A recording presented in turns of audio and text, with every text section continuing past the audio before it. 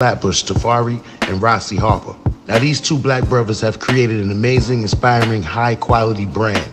Now you see on Infominds, a lot of our content is New York based. We love New York, so it's only fitting that we partner up with a New York based brand. Don't hide the plug. Now they got some fire fitted hats, hoodies, t-shirts, and I'm feeling the old New York design with the bridge logo. They got the clout joints, the dad hats, and you can also have them delivered to you in the resealable merch by the pound bags too. Now, mind you, they might be New York-based, but their apparel is for everyone, whether you're from New York, Miami, Texas, Chicago. It's a grassroots movement. Get in tune.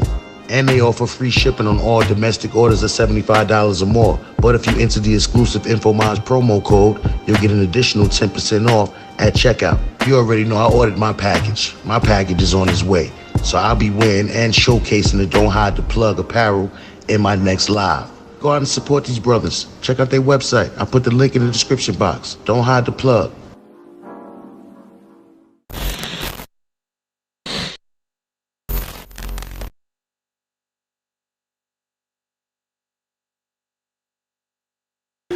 Okay.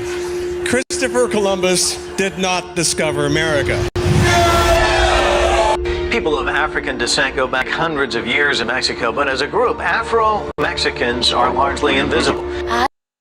Ay, tú eres cubana, ¿no? Porque también ahí dices, ota madre, el clásico cliché. During the Civil War era, black Union soldiers in Louisiana developed a relationship with Mexicans and Mexican Americans. After the Civil War, St. Mary's history professor Van Hoy says black Union soldiers helped to liberate Mexico from French control. After the war, they snuck across to Mexico to help Mexicans and Mexican Americans overthrow the French. Eres cubana o brasileña o colombiana o venezolana, de algún otro lado menos mexicano. In his diary of his second voyage, Columbus tells of how the natives of Hispaniola actually had given him gold-tipped metal spearheads that they said were brought by black-skinned people who had come in large boats from the south and southeast. These spearheads were covered in this metal that this alloy that the inhabitants called guanin, which dun dun dun matched the metal used in spearheads made in Western Africa for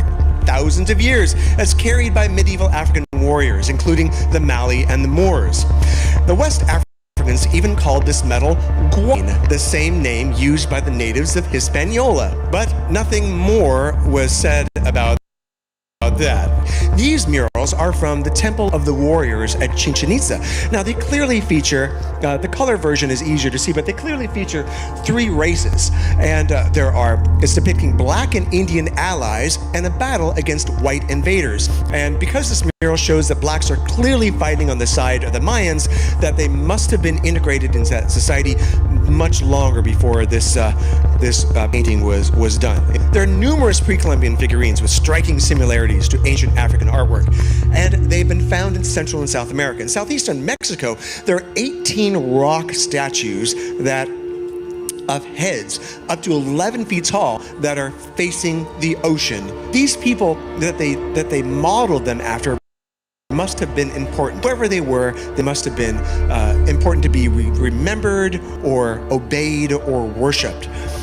Well, Jose Meglia Serrano, the archaeologist who first uncovered them, he pointed out that facial features look amazingly like African blacks, and they all display distinctive headgear or protective helmets. Son personas afrodescendientes de todas partes, que tienen hijos y que van dejando generaciones en esta diversidad de lo que es la afrodiáspora. Van Hoy says before slavery ended in America, slaves would flee to Mexico by following trails left in the sand by Mexican wagoneers who traded goods. Why would slaves cross the border to seek asylum in Mexico?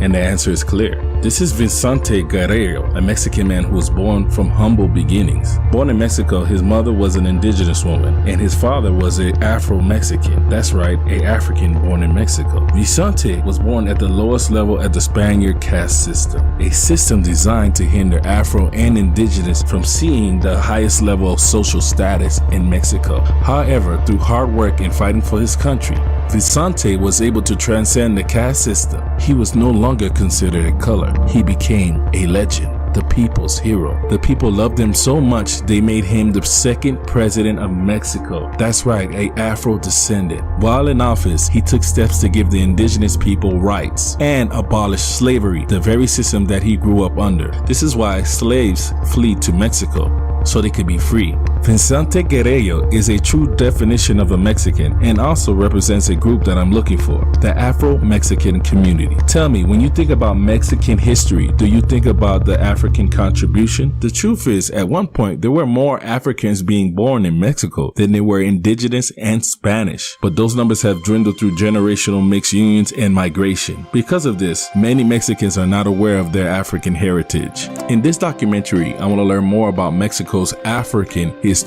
and hopefully find a Afro-Mexican descendant community. Join me as I embark on an incredible journey. Let's begin now. All right, guys, so we're at the Museum of Anthropology, Xalapa, and this is the area where we're going to see the Olmec heads. A lot of you guys have been telling me about checking out the heads, so we finally here, and I'm with my boy, Mr. Technology. Like 24 hours ago, he was in Bogota. Now he's here. This guy likes to travel, so make sure you check out his channel. But yeah, we're here to find out the culture about the indigenous Olmec people, and just seeing about Mexico history and learning more about ourselves as human beings.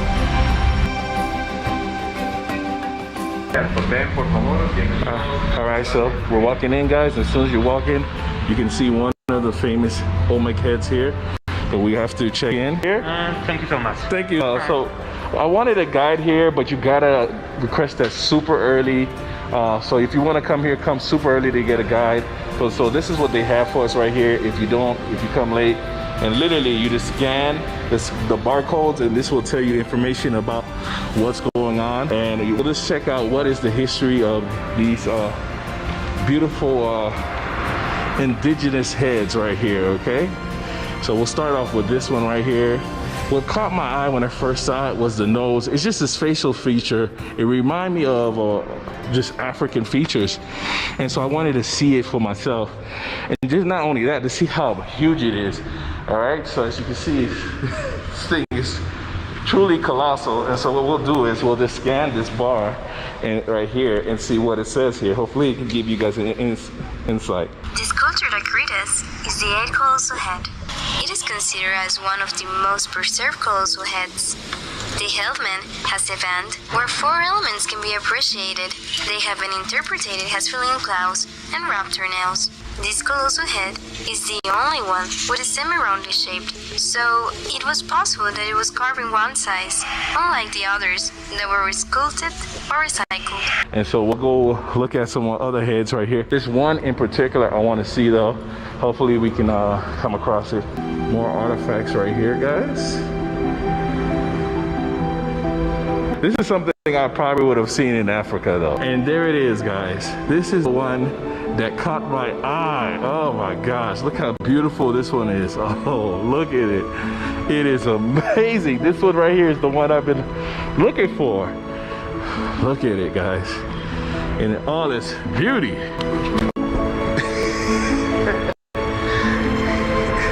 It is the most significant and impressive of the colossal heads. This is the first one discovered in San Lorenzo Tenochtitlan, Veracruz, in 1946, during the expedition of Matthew Stirling in the forest lands of the lower basin of the Coatzacoalcos River. This sculpture was found on the slope of a ravine facing the sky, and although its conservation state is good, it suffers a fracture on the face near the right eye, which had to be restored.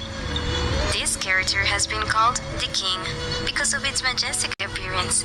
It is one of the largest Olmec monuments, and its archaeological value is as great as its aesthetic value. You can see where they actually had to fix the eye up, but I think they did a decent job. Yo, we're here. Let's do it. There's one called El Negro. That's the one I came for. Another one I came for. Here, this looks like one of my African brothers right here, man. Does it not or not? Oh, it does, for sure. I wanna say something about this piece right here, guys. And I know Mexicans are gonna be like, hey, it's a Mexican. It could be either way. But that goes to show that Mexicans and Africans have similar features. You know what I mean? To be honest with you, my thought is this: before there was labels of black, white, and stuff like that, there just was tribes of people that looked differently, and some of the people in the tribes looked like me. They looked like me. They're part of the same tribe, but they looked like me. Okay, that's how I feel about it. It just looked like me, and this right here, this guy looked like a guy I met in Haiti. Yeah. So the big lips, the nose, and when we go to other artifact places, like, or you go to any other country, you'll see artifacts, but they look like the people that's there, and the people that were here look like this. And it's just interesting how the people also look like the people from Africa. This is undeniable, guys. And I've seen the comparisons. This can be a Mexican. This could be a person of today's time in terms of a Mexican person, but it also could be a African person as well. But I think that is awesome. This here should be like a study as a piece that unites us, not separates us.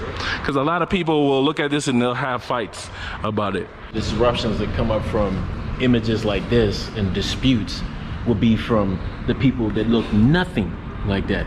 So that would be Europeans. Like, they have a history, at least back in the day. I'm not talking about like people right now. This is not personal. But what I'm saying is, we know in history the Europeans have come to African structures in Africa and blasted off the noses or the features that would make it undeniably known that they are African. So it's just amazing you see this here. Right, in full context together, not defaced. Yo, so talking about defacing, this one, they said they started using the material from the heads for other things. That's what they said. That's what the story is. But that could have been a defacing. Yes. As you can see. You know what I mean? Because it's not hard to just go in and destroying this thing and get the material you need. Exactly. If you're just carving just a little bit, it seems like you might be doing something else. And then what's up with all these holes? Well, I haven't seen them, you know. It might be a porous material, right? So weather, water, you know, those porous materials will give up a lot of those holes. This guy looks very happy. There have been found, up to now, 17 colossal heads in the sites of La Venta, Tabasco, Tres Zapotes, and San Lorenzo. In the last one, 10 works of this type were recovered. The Anthropology Museum of Xalapa safeguards 7 of them, which it is the most complete corpus of this type of monuments. The sites where most of the colossal heads have been found lack of stony fields. Although all the colossal heads have features in common, such as the eyes, frowning, wide nose, and mouth, each one of them has characteristics that makes them different from one to another, such as cheekbones. The smile, and especially every headdress or helmet, contains unique designs. The 10 colossal heads were found in different years, from 1946 to 1994, but almost all were in context of landslides in the ravines of San Lorenzo. Got this exquisite work right here. As you can see, listen, this is a type of stuff you're gonna see all over the world. Everybody had the same idea, recorded history on a slab of rock, and I think that's amazing. Just to see the different type of styles, and it all came from Mexico, okay? We're seeing different styles here. So that's just to show you there's different type of people, different energy, and this is what you're getting in different parts of Mexico.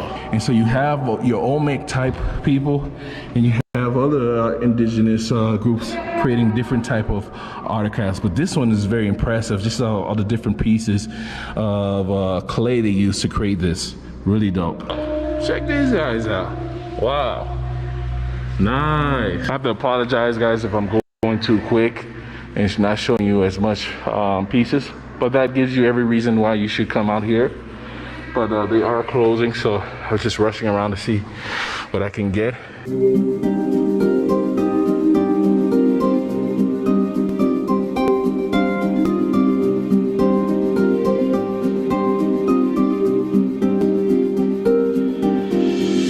So this is the original piece, but this reminds me of Egypt. I've never been to Egypt, but this piece right here reminds me of Egypt. of what I've seen as far as hieroglyphics are concerned. Just check a look. See. All right, this is what you get right here. All right.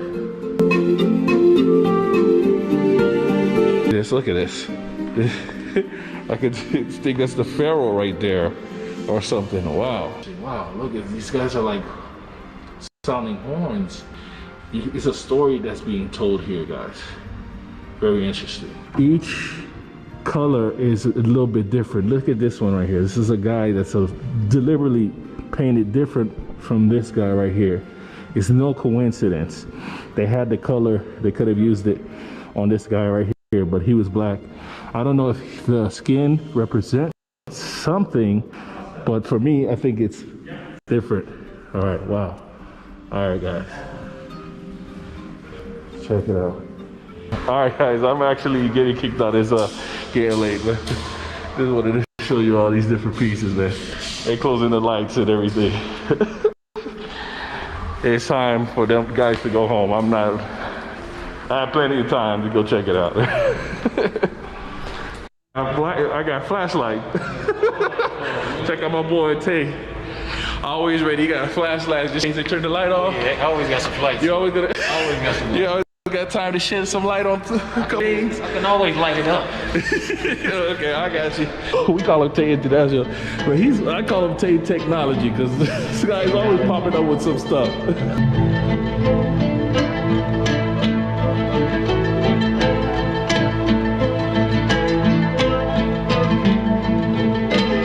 I'm here in Yanga, Veracruz, Mexico, and I'm in front of a very interesting statue right here. Just to give you some history about Yanga, Yanga is considered one of the first free slave towns in the Americas. Might even be the first. It all depends on the different dates or how you look on different dates, but we're not here to discuss who was the first. Just know this place used to be a village where a lot of runaway slaves made home, okay? And so this right here is a monument of the slaves right here, and I really like what the Mexican people did pretty much. They went ahead and gave you the history, so there's no real historian here that I found thus far, but they went ahead to show us some of the history, and they put it in Spanish and English for those people who are coming from America trying to learn about the history. So I really appreciate it. It tells you the history about the African people living here in terms of how this town got established. It's very important. They have no choice but to keep this here. The slaves that used to be here used to run the sugarcane farms, and they broke away and formed a village right here. The history goes it was a guy from Angola, West Africa, who pretty much became the leader of all the slaves that were here, the free slaves that made this their town. His name was Yanga, and so eventually this town now is called Yanga. I don't know if it's a town or a city. It's a town now, but there's also a bigger municipality. But when you look it up on Google Maps, you can look up Yanga, and it'll show this. Maybe it's Yanga. I don't know how it's pronounced. I mean, it's surrounded by beautiful scenery. Just coming here from the Veracruz airport will take you like an hour and a half to get here. But man, beautiful scenery. This place also was called Palenque, like the Palenque you've seen in Cartagena. But there's a big difference, obviously infrastructure-wise. The inhabitants look a little bit different from this guy right here, which poses a question: are the descendants of the Yanga village still here, and do they look differently? So that's what we're trying to figure out. I'm hoping to see if I can probably bump into someone that's willing to talk to see whether or not hey, yeah, my grandma, my great grandma was super black, or my great grandfather was black, yeah, Afro, you know. I want to maybe that's possible here. Now also there's another statue, so when you look online you'll see this statue. There's another statue. I also want to check that statue out as well. Hola, yo estoy buscando ese. ¿Ellos cambiarlo? Es más para abajo. Eso, otro.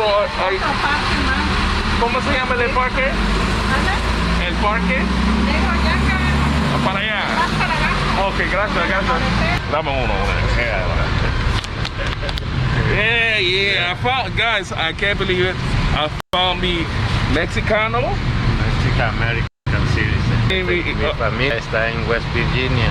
Oh, Oh, your family's American. Yeah. Oh, okay. We trying to figure it out. Okay, we're close, but we're trying to figure it out. Yo aquí trabajo, acá vivo. Yo soy escritor. You write books? Yeah. 11 libros, 11 ejemplares de libros. You have 11 books? 11. El conformismo me hizo vivir acá muy bonito. Es una vida muy de paz, de tranquilidad. Okay. Yeah. All right. No me gusta la ciudad para nada. He doesn't like bigger cities. He likes living he likes living in smaller towns. He finds a lot of peace here. Okay. Yeah. Okay, that's cool, man. What's your name, man? Brian Brown Johnson. Brian Brown Johnson. It was nice. Yeah, that's if I don't know American name, if I heard one. All right, my brother. Cool. Are you the only black guy here? Realmente aquí hay un sitio donde están mucha gente de raza negra, pero ya se está perdiendo un poco el... ¿Cuántos negros aquí? ¿Tú? How many brothers and sisters here? El original aquí negro soy solo yo. Okay. Only me. La mayor parte de las personas acá vienen de la raza negra. So most of the people here in this area have probably came from the black race, probably a mixture of indigenous and Spanish people, but a lot of them are not familiar with their background. But he's black though. I just saw that. Yeah, you black. Okay. De hecho, en mis libros, con mi sabiduría, la primera humanidad que hubo aquí en la tierra que existió, todo el ser humano viene de la raza negra. Todos. Y en el transcurso del tiempo, toda la humanidad va a volver a ser negros. Se llama Mente Abierta, buscando mi propio yo, el realismo de la vida. Descúbrete, encuéntrate tú mismo. Get his WhatsApp number, and he says he's very seldomly touches bases on technology. Guys, I'll just do a little walk around so you can see some of the town, more than just the statue. There's another statue further this way, so we're gonna walk with our newfound friend, Mr. Johnson, Chad Johnson, and pretty much see what they have available here. That's a long story. You gotta be Venezolano to know that.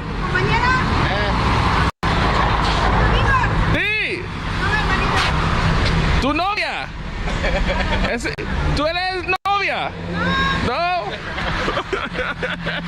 I mean, we get to see the perspective of a brother actually living in a town, so that's kind of cool. He's fully integrated into this particular town. Nowhere he can go without people not knowing who he is, so that's kind of interesting as well. I got some food here. That's nice. It's a centro comercial. Free market. What you like to eat here? ¿Qué comes aquí?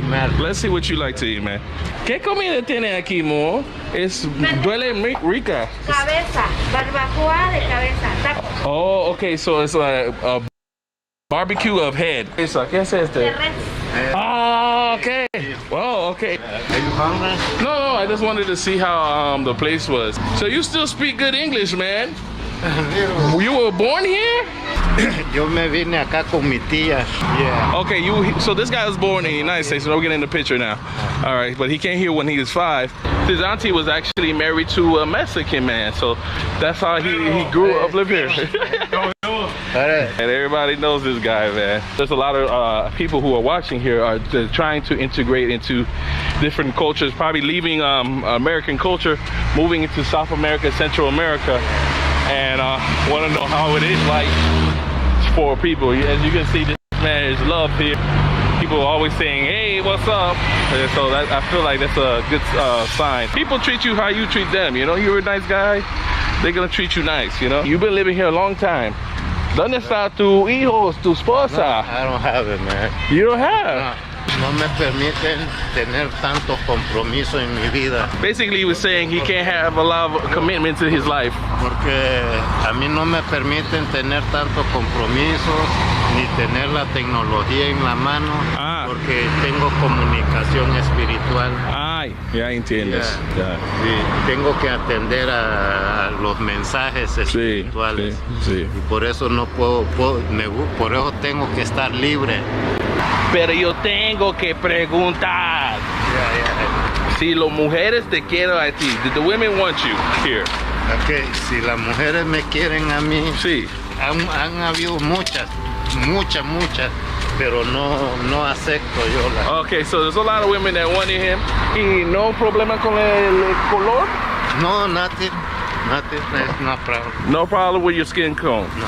All right, so we got that out of the way. I know that was gonna be something. Yeah, a lot of women here I like black women, black men. Oh, really? Yeah. See? Yes. Okay, yo mueven aquí ahora, yo aquí. En agosto. And so in August, guys, there is a carnival they have here where a lot of Afro communities come here. Yeah. Para disfrutar. Ya, en el carnaval de agosto de aquí. ¿Dónde? ¿Aquí? Aquí en Yanga. ¿Y Yanga? ¿Cómo la gente hacen? ¿Qué hacen la gente aquí? A bailar, a gozar fiestas.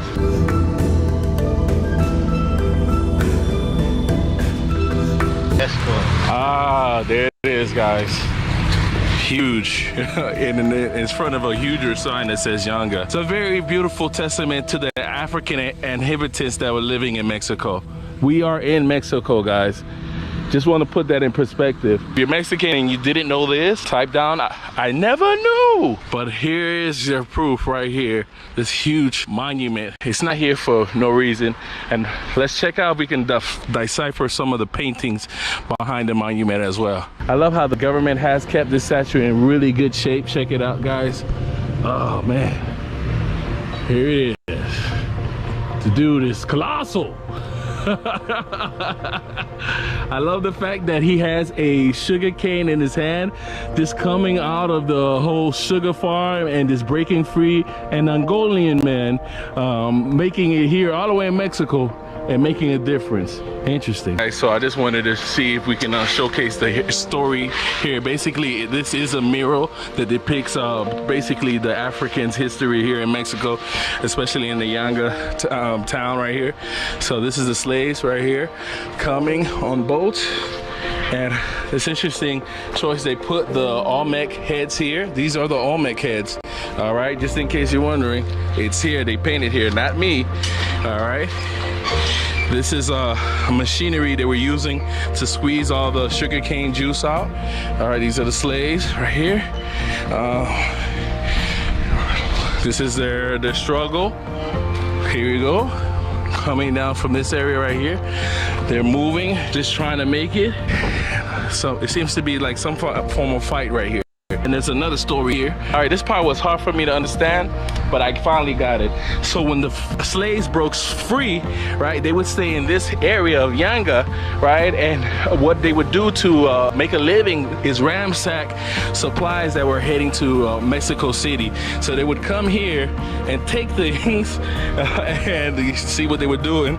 Interesting touch. I want to know who actually took the time to paint this. They also left some Easter eggs here, so that's very interesting.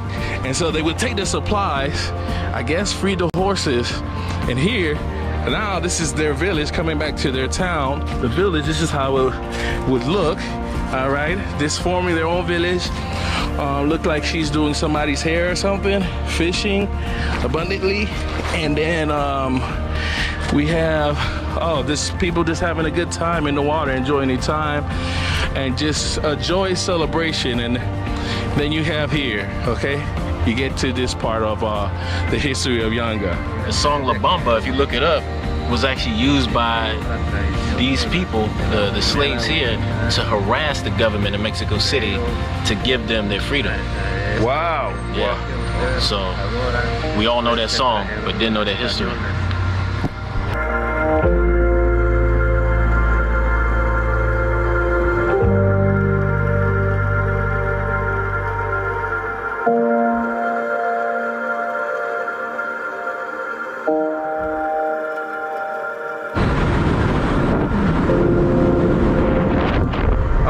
So we are in Puerto Escondido Escondido. Actually, we're between Puerto Escondido, that's on the coast of Mexico, Pacific side, and we're heading to Chacahua, which is known to be a area where we can actually find Afro-Mexican descendants. And so I am super hyped. I feel like finally, after so many days, it's been how many days, man? 2 weeks. 2 weeks of us looking for the information. We finally got it, so I'm super hyped. Hit that like button for our determination, just to give you the information, just to try to give the whole world the information.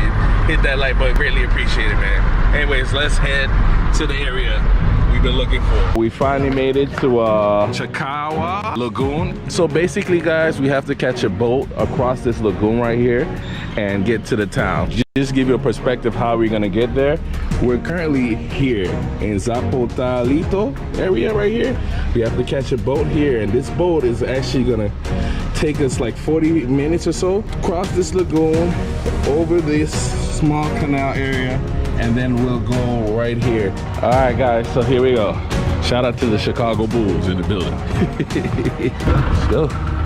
Try to get a front eye view of what's going on. This is a beautiful lagoon. If you're wondering, a lot of people come out here just for a tour of the different islands they have in this lagoon. So it's a very interesting place to come visit. All right, guys, so we've been on the boat for at least a good 10 minutes. And now we're about to go through this canal area right here. It's gonna be a really long stretch, but you get to see more of the mangrove. So this is not such a bad tour. Here we go as we enter into the canal area. Check it out.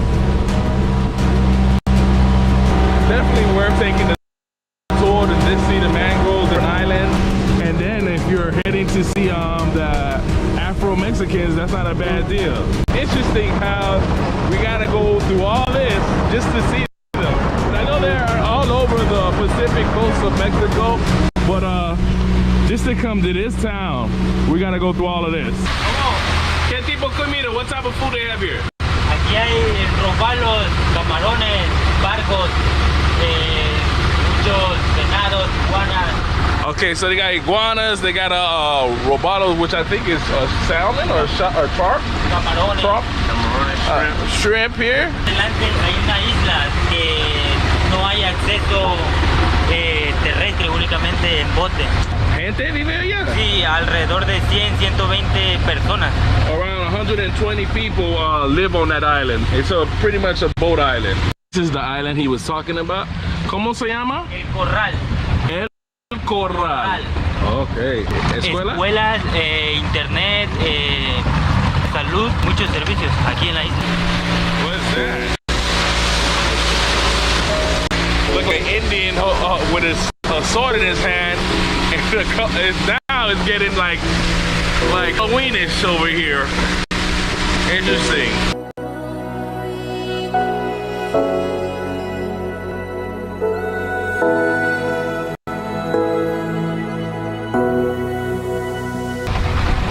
Oh, look at that mural right there of an African woman. Oh, that looks like an African woman. Oh, okay. I think we were on the right spot. ¿Dónde estás? De este lado es Chacahua, donde está la isla. Okay. We just seen a woman's restaurant. She, from the far, she looked like she was Afro-Mexican. So, yes, fingers crossed.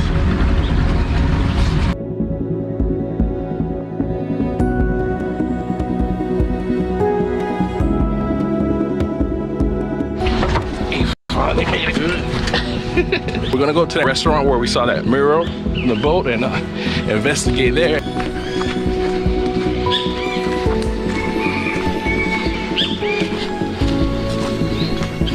But I can see immediately why people would come to stay here. It's just a calm, chill vibe here. Okay guys, so this looks like some form of hotel / restaurant here, but this is where I think I saw the mural, so let me check out the mural real quick. Alright, it's a beautiful mural here, but this is what I was seeing when I was riding through. Hola, ¿es esto? ¿Cómo estás, amor? Ay, yo vine aquí para hacer una video especial. Yo estoy buscando afro-descendientes mexicanos. Oh my God! What? Can I give you a hug? Oh my God!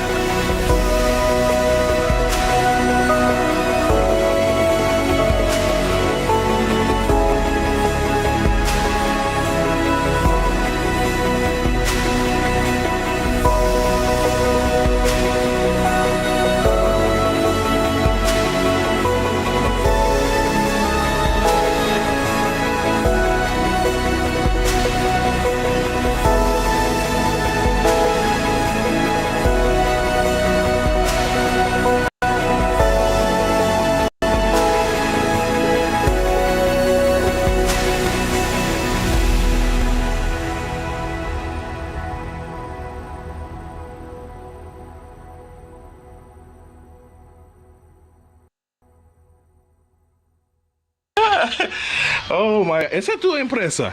¿Tú? Sí. ¿Cómo se llama ese restaurante? What's the name of this restaurant? Samar. ¿Tu nombre? Licha. Licha. ¿Y cuánto tiempo tú tienes ese empresa? Ya hace muchos años. Muchos años. Ese vieja aquí. No, amor, como la 30, ¿ah? 60. ¡Ah, 60! No, amor. Los negros aguantamos mucho. ¿Tú vives aquí todo tu tiempo, tu vida? Sí. ¿Tu familia en esa tierra por cuántos años? ¿100 años? Los abuelos, los papás, los tatarabuelos. So like really all her family, this is her island right here. ¿Y qué tienen aquí? ¿Qué está haciendo? Estoy arreglando pescado. Guachinango. Ok. Yo voy a comer hoy aquí, ¿ok? Guachinango. Ok. Yo quiero conocer más a afrodescendientes. Afrodescendientes. Aquí. ¿Tú conoces a alguien? Sí, Yo pueda... aquí estamos varios negritos, vivimos muchos negritos aquí. Sí. ¿Dónde yo encuentro? ¿Solo caminando? Todo el pueblo hay muchos negritos. Ok. Afromexicanos. Ok, yes. Qué bueno. No more. Yo fui a muchos lugares para encontrar, pero es muy difícil por mí. Yo fui al Veracruz, ¿no lo ven? Yo fui a Yanga. Empieza de Puerto Escondido, Río Grande, de Cerro Hermoso, Zapotalito, Chacagua, El Azufre, Charco Redondo, Pinotepa, Collante, Morelos. Todo allá. Corralero.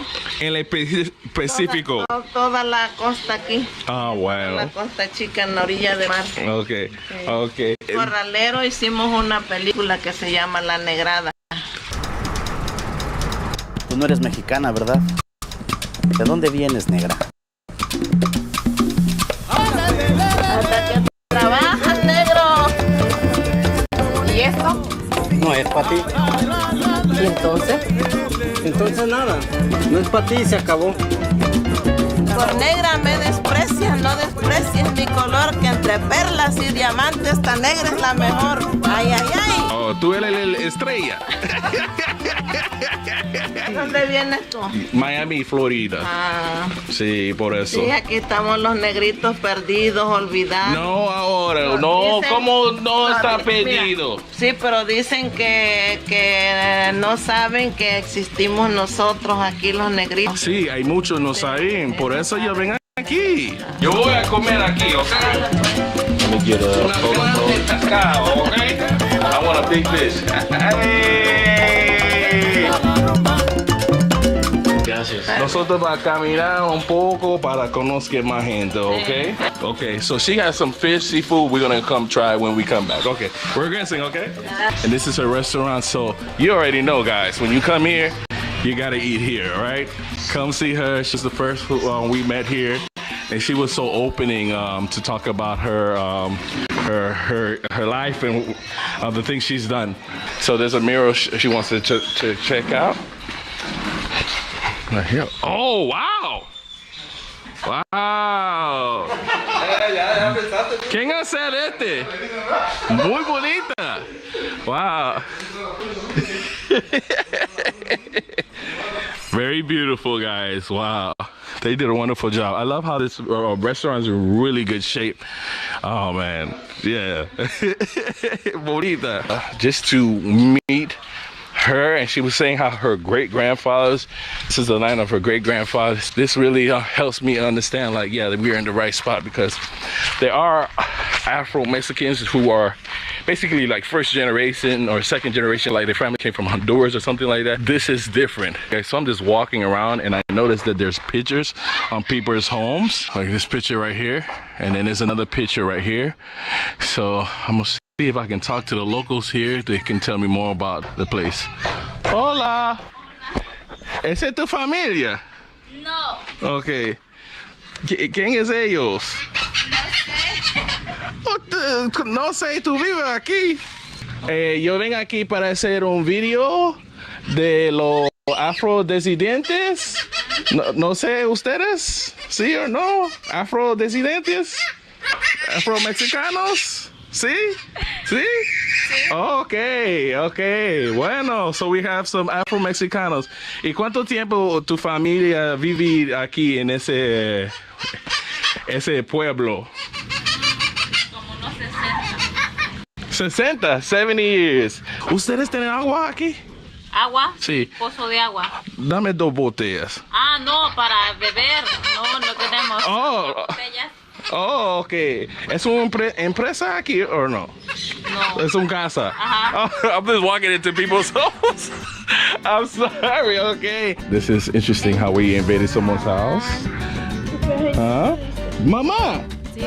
Ah, está joven. ¿Cómo? Yo pensé era ese tu hermana. No. That's her daughter, yo. Todo ese tiempo. Boy, está joven. Muy joven. She's young. 35 seguidoras. Ustedes van a ser famosas. ¿Cómo se llama? El patrón. Yo, Olivia. ¿Olivia? Lisis. Ajá, Lisis. Lisis, TikTok. Blah, blah, blah. Ok, entonces hay más gente allá, ¿eh? Ok, bueno. Muy bueno para conocer a ustedes. Restaurante y cabañas Isis. Ok, ellos van bien aquí. En Lagunas de Chacahua. ¿Qué tipo de comida? Pescado, camarón, pulpo, All right. todo lo que es un poco de marisco. Okay, so these guys gonna have some food. If you're coming here and want to eat some food, look for her too. Okay, all right, ciao. Really beautiful town. Yeah. Very peaceful. It's a surf town. I saw surfboards here, but I'm thinking, so once you get past that barrier there, that's the ocean. There's some waves out there, but on the lagoon, nothing. We're at another place right here. This is a common theme. Seems like the locals offer food to all the traveling tourists here. ¿Cómo estás? So we found another group of Afro-Mexicans, and this is their business right here, but it's closed right now. ¿Cómo estás? Todo mundo? ¿Cómo se llama mi reina? Yo me llamo María Luisa. Ok, ¿cuántos años tu familia vive aquí? Yo tengo 52. 52, como la 30, baby. She said she's 52. It's like, no, but like really, she got the 30 looking going on. Bueno, yo quiero conocer cultura de los afro-mexicanas. Y como qué comida ustedes te gusta comer, música, todo eso. Me gusta comer el pescado. She likes to eat fish. ¿Y la música? La cumbia. ¿Ah? Pura cumbia. Bumbia. ¿Es un afro-mexicana música? ¿Bumbia? Mis abuelos que vinían, que los traían, los que traían a los afroamericanos, los traían donde venían antes, que los traían así como amarrados, como esclavos. Mis abuelos llegaron allá a Collante y de ahí vengo yo, la dependencia de ahí es mía. De los meros afroamericanos. Porque mi abuela era india y ya mi abuelo era afro. De América. Llegaron ellos a Collante. Ajá, llegó ahí los bajaron porque ellos trabajaban en esos barcos así. Pero ¿dónde él llegó? Los traían como trabajadores, los traían a ellos, pues antes que los traían así. Posible África. Ajá, puro de África. We're gonna check out some of the music. This is the type of music that they listen to. Alright. Okay. ¿Y cómo bailar de ese? Ahora relaja este. Ahora dile cómo bailana. ¿Cómo bailar? No sé. Así. Ok, vamos a ver. Así.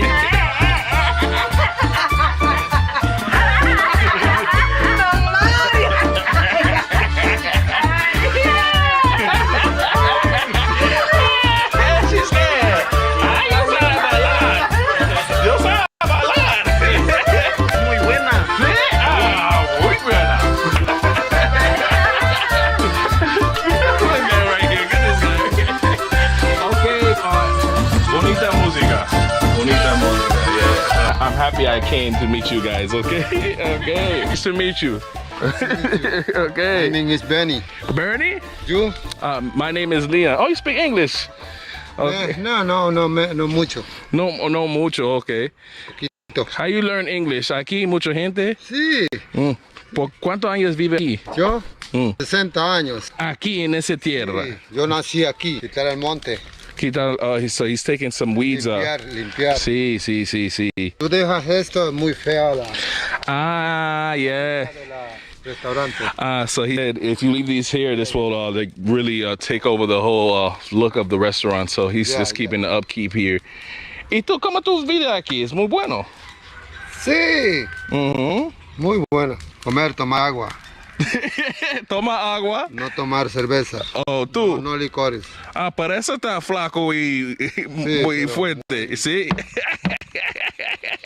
Sí. Mira. Dame ver. Sí. ¿Cuántos años tu familia vive aquí en esa tierra? ¿Como 200 años? No, como 80 años. 80 años. Antes de aquí, ¿dónde? Mi abuela Collantes. Mi papá Collantes. Mi abuelo también. Todos Collantes. Pero ellos, cuando mi padre es pequeño, se viene a vivir aquí. Y él crece. Aquí se hace de novio con mi madre. Y ya vine para Chacahua yo. ¿Tu madre afro también? Sí, mexicana. Mexicana. Sí. Okay. Todos mexicanos. No hay gringos. No gringo. No me gusta gringos. Yo soy gringo o no sé. No, es gringo. No me gustan gringos negros. Yo soy gringo negro.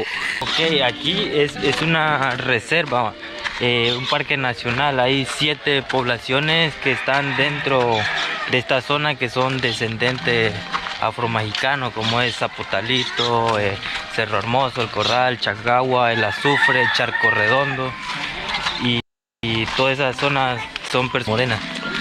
Okay, bueno, okay. There's an area called Charco Redondo, so I said the name wrong, that basically you'll find a lot more concentration of African descendants, and like the lady mentioned before, they are a little bit more darker in tone.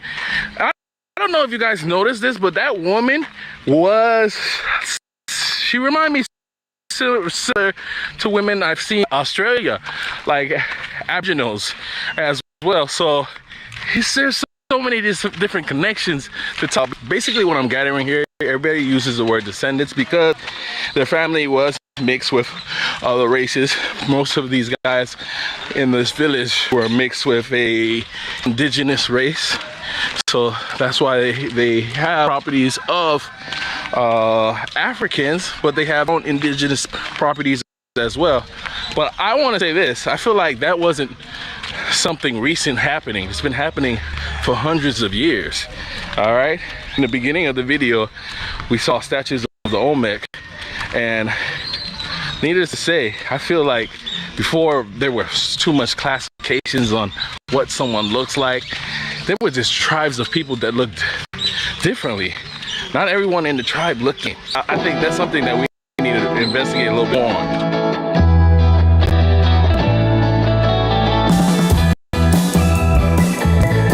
All right, guys, so we found some more afro-descendant descendants. Descendiente africano. Okay, ¿cuántos años tu familia vive aquí? How long your family been living here? My grandfather, maybe 100 years. Wow. Yeah, maybe.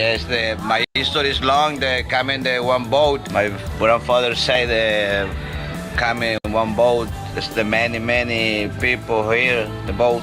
En tu familia, ¿quién es afro? Mi papá. Tu papá. Mi papá es afrodescendiente. Se dice que nuestra raíz es de Senegal. Sí. Gran parte de Senegal. Ok, ¿cómo es tu vida aquí? Feliz. Feliz. Porque hay mucho surf. Sí, tenemos buena ola.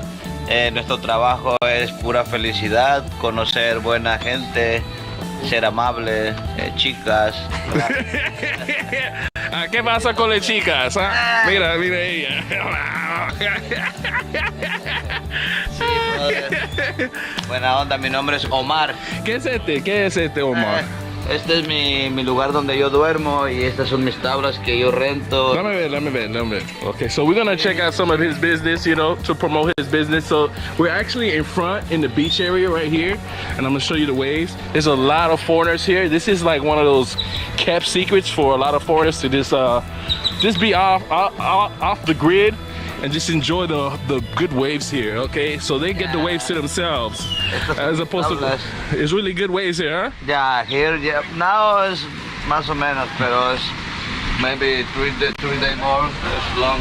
Okay. Estas son mis tablas para rentar y surf lesson es mi dedicación. Okay, nice. Trabajo. How much do you rent your boards for? For our 150. 100. Okay, for hour. 150 pesos. Yeah. Okay. For hour. Nice. How long you been surfing? 25 años haciendo surf aquí en Chacahua toda mi vida. Okay, mucho turista aquí. ¿Cuánto tiempo está pasando? Ahora un poco de problemas con la pandemia, pero 2 años antes teníamos turismo cada 3-4 meses, mucho turismo, mucho trabajo.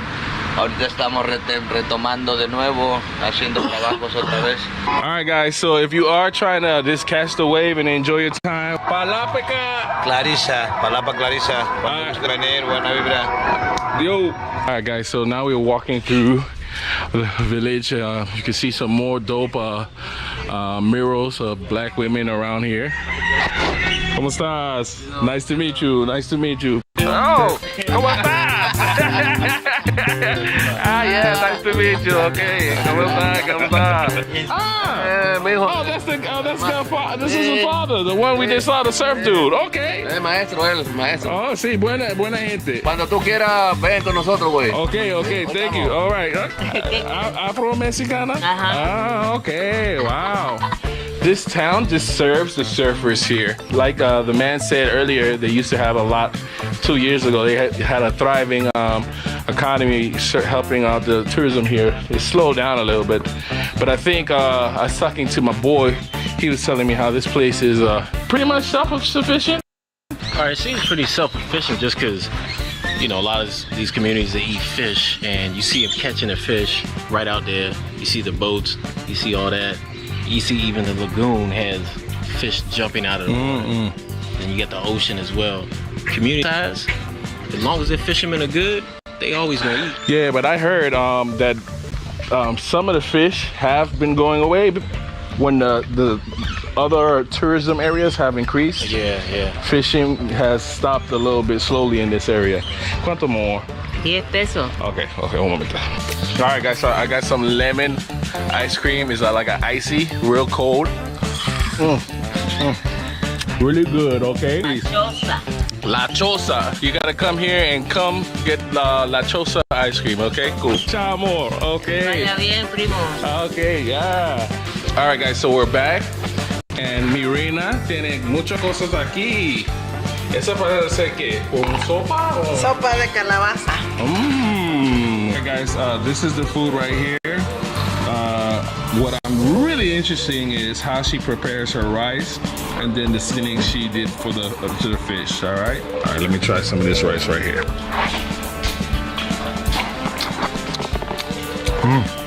Very moist rice. Try this fish.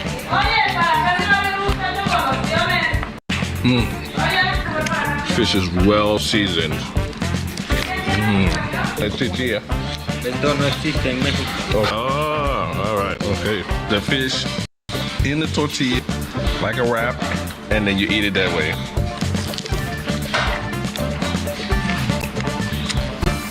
We are leaving, and I just want to say bye to mi reina, okay? All right, muchas gracias por el bella comida. Oh my gosh, muy alegre para conocer a ti. Mira, otra amiguita. Ella, ¿está bien? Sí, morena, ¿de verdad? Sí. Where are you from? Alemania. Alemania. Germany. Oh, okay. All right. I thought you were since Afro-Mexican. I thought you were Afro-Mexican too. No, Afro-German. Afro-German. Country in Africa. Cameroon. Seems like we have another adventure at hand, huh? Yeah. We got to go to Germany now. All right. Ich habe born in Stuttgart. Oh, in Stuttgart. Yeah. Wir sind aus Freiburg. Ah, okay. Yeah. You speaking Germany over there? Yeah, man. Is that German? you German, man? Nah, bro. No. Oh, that's why he's called Tay International. Yo regreso aquí por 10 meses, ¿ok? 10 meses. Prepárate mi cama, ¿ok? ¿Ok? Okay, adios. Bye, babe. Okay. Okay. ¿Cómo se llama otra vez? Ricardo, buena conozca a ustedes. Ah, wow. Okay. Okay, mi hermano. Hey guys, thanks for watching. On the way, we're headed to Germany to find out about the Afro-German, I didn't even know that's a thing. All right, guys. Anyways, thanks for watching. More on the way. If you want me to go to another country, just comment down below what country I need to go to. Where are the Afro people? Where they at? We found them in Mexico. Let's go find them around the world. Take it with me. But before I leave, I got to remind you to always stay live in the middle of Mexico. Let's having a good time, enjoying ourselves, man. That's what's all about travel, exploring, learning from one another. I feel alive, yo.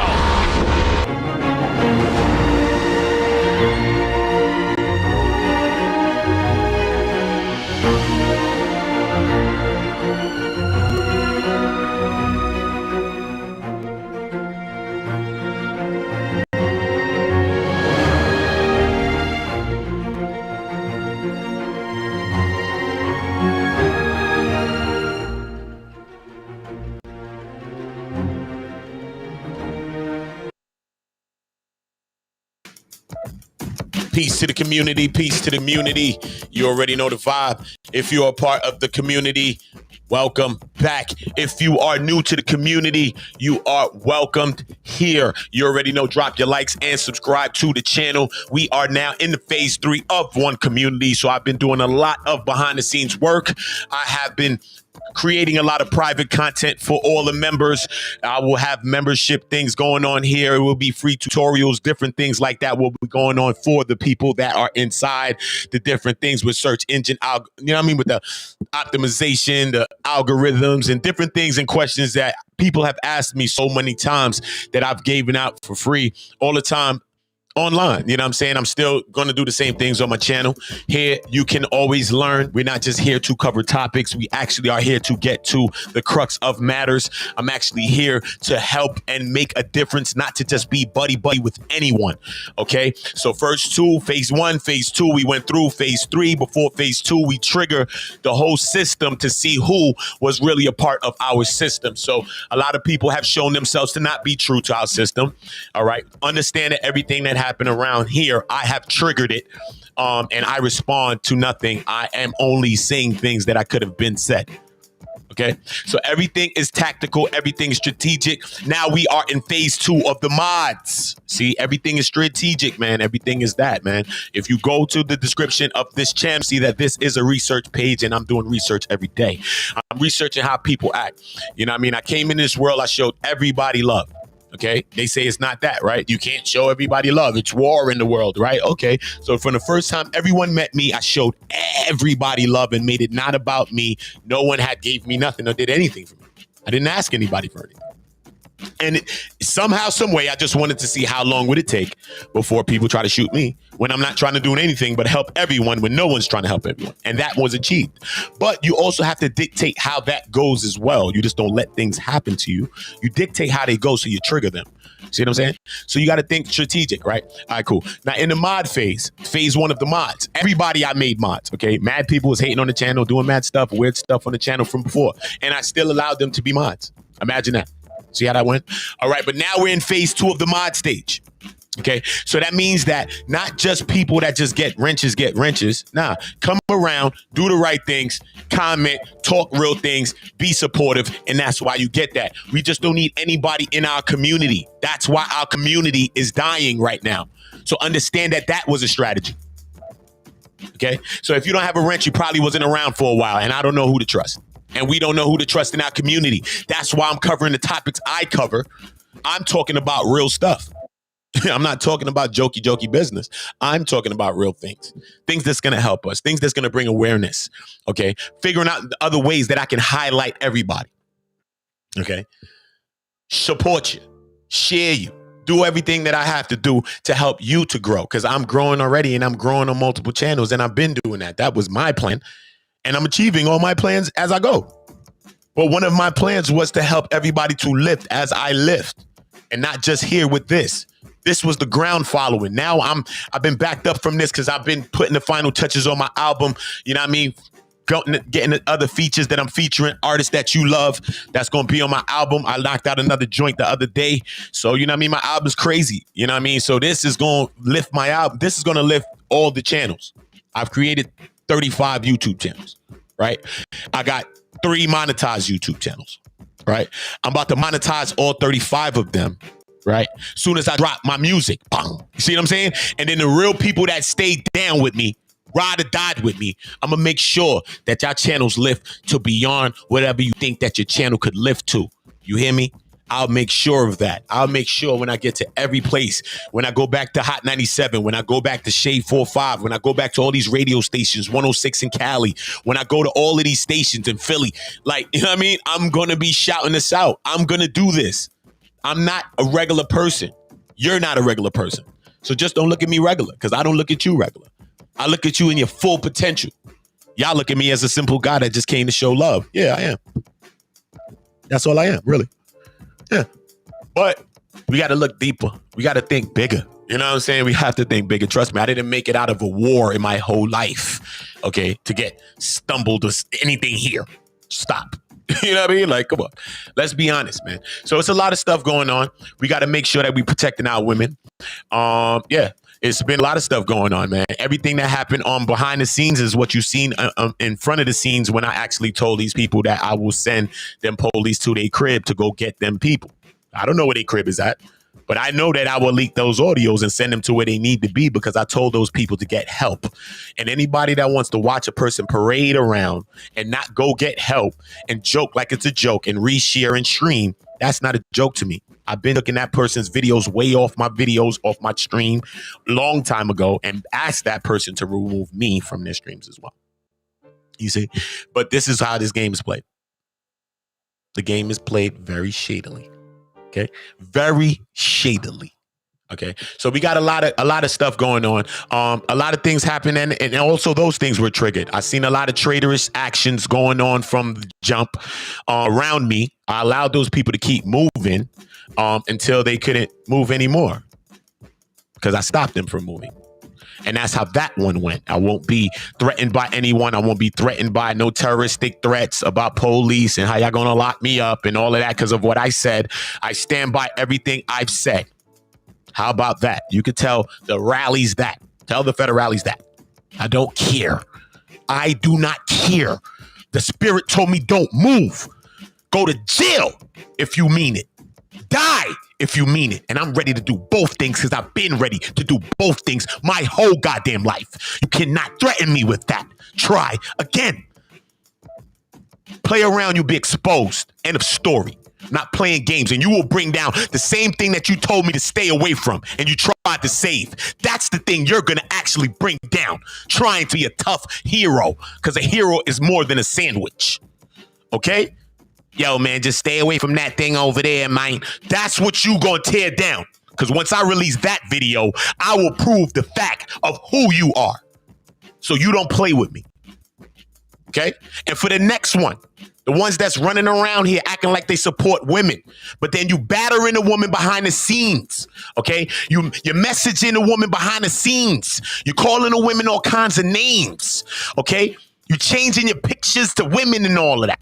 You see the type of stuff y'all doing? That weirdo stuff y'all doing? I see it.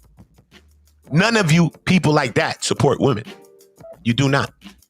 You do not.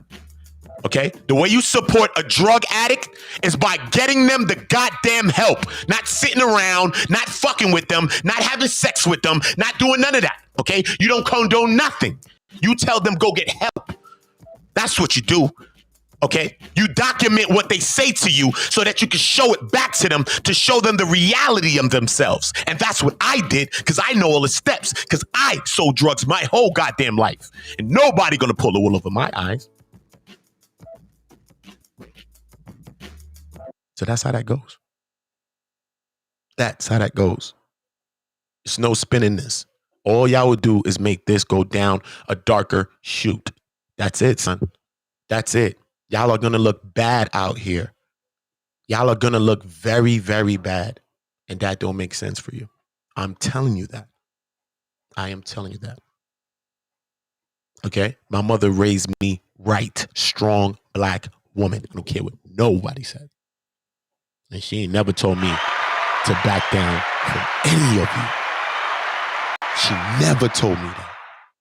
She never did. She never did. We will have camaraderie. We will have unity. We will understand that our Afro-Latinos, Afro-Latinas, our Africans, diaspora, America, Africa, everywhere around the world, man. You know what I'm saying? We're going to understand that there's some unity to us. We're going to understand that we're going to bring some oneness. I have a very, very special video that I'm going to be, I'm putting it together right now, but I recorded it maybe like last month or so, man, about the Tainos in El Barrio, man. Dope, man. Got some great brothers and sisters coming out and talking, man. Very, very big people in the community, big people within the culture. You know what I mean? Taino culture. If you know the Tainos, do a little research, man. So it's just us getting connected with all our brothers and sisters, understanding that there is a oneness to us. You know what I mean? I think a lot of time Latinos and Latinas identify with a geographical location and sometimes not the genealogy of stuff, and that we all come from one thing. You know what I'm saying? We all come from one person and we all come from one thing. You know what I'm saying? So, you know, that's why it's always a lot of similarities and in between Black and Latino or Latin people. You know what I'm saying? A lot of time the spirituality, and it's a lot of connections between us. Yeah, so I'm not for anybody that want to separate that. You know what I'm saying? I'm into the Latinos and the Latinas that be like, nah, man, we all one people. I'm Black. I'm Black too, nigga. You know what I'm saying? Part of it, the N. I don't like to say the N word. I'm sorry. Because, you know, I'm just trying to change my whole mind. You know what I mean? Just growing up in my mind. You know, it's a lot. But, you know, you got to unwash your mind from the brainwash. You got to dry it off. You know what I'm saying? So I try to stop it every time I say things like that. If I say the B word just casually, sometimes I'll be like, I'll be trying to stop saying it just for casual things. Like, yo, I come up in this. You know what I'm saying? I'm up in this. So I'll be trying to stop certain words, man, because, you know, it's just, to me, it just dictates a feeling. You know what I mean? And I know that I'm growing because, you know, I've been at this place where I'm at probably for like a year or so now. But I know that I'm growing because even when I hear like certain words like the N word or the B word in my music, sometimes I feel kind of like uneasy. And I never felt like that. You know what I'm saying? Like sometimes when I'm around certain things, but that was the music and I didn't really care. You know what I'm saying? But sometimes now I think about that, I'm like, So, I know that I don't want to write no N's and really no B's and no music. You know what I'm saying? Even if I'm describing something else, I'm saying it to be descriptive. But yeah, man. You think about Mexicans, you don't think about Black Mexicans, right? I know being outside and everywhere I've been, you know what I'm saying, I never saw Black Mexicans. But I understand the history. I've done a lot of the history. I understand the history between this America right now and Mexico, and how well incorporated Mexico is into even their songs they wrote. You know what I mean? When you listen to the American songs, then they talk about a lot of different things in Mexican history, in the American history. Montezuma, and then they talk about even to Morocco, to the lands of Tripoli, and these songs like the Star Spangled Banner, and those songs that you sang, the Pledge Allegiance to the Flag. Those, yes, they got ones that have Mexico. Google them. Google the ones that the United States have with Mexico incorporated into it, and see what they're talking about why they incorporated Mexico into these songs and what they're talking about. Because these songs are about their triumph. These songs are about their conquest. These songs like the Pledge Allegiance to the Flag and all these, they're songs based on what they were doing. It's not no thing we just singing. No, it's based on what they were actually doing. It's the actual recorded history of the actions of the time, what they was doing and all of that. How they was making the treaties with Morocco, and when this was owned by Morocco's soil and all type of stuff. That's why America has a treaty with Morocco, because American soil was Moroccan soil at one point. Did you know that? American soil was Moroccan soil, and that's why America also has a deal with Morocco for the ownership of America. But at first they just said that they was going to use it here, and it was supposed to be a business kind of thing, like a bartering, like a business thing. And then they flipped it, enslaved the people,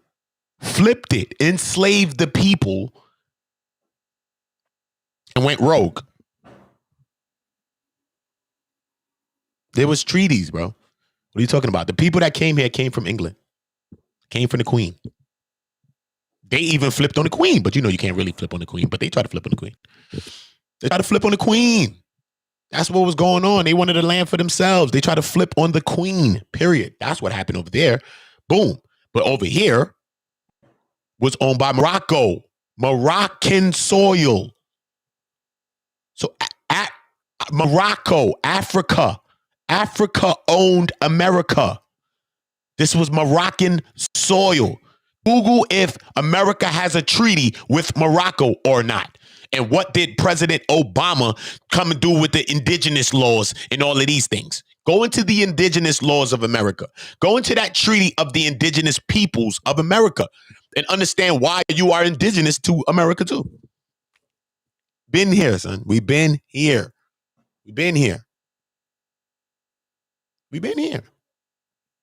Just Google it. I Google it too. If you want me to. I Google it. Look. America. Treaty. Google it for you. America Treaty.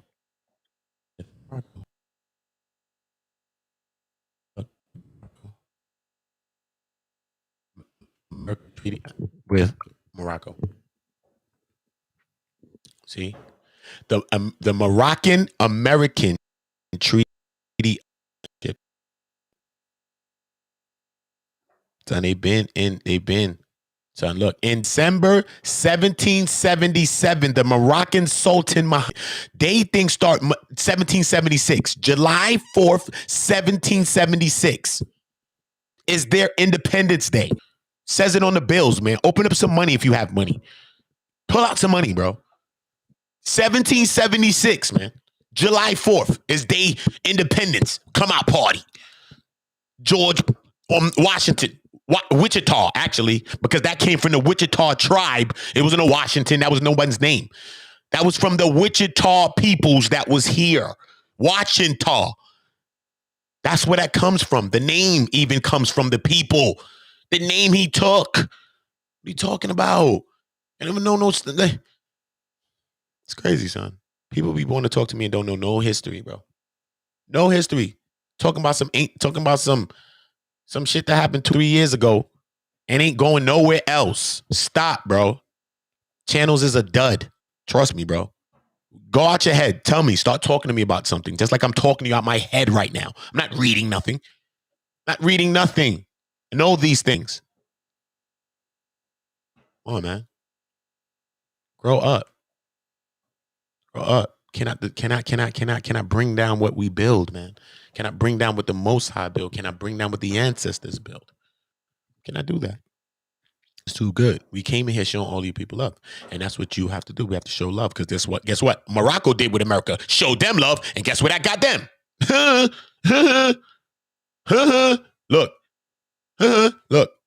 Look right there. In December 1777, the Moroccan Sultan, Mohammed III, included the United States in a list of countries to which Morocco's ports were open. They opened the ports for America. What are you talking about? Where's Morocco? Where is it? So who owned what? So who was here? Who lived here? The first peoples here was presidents were black people in the Congress of here. They swooped them out too.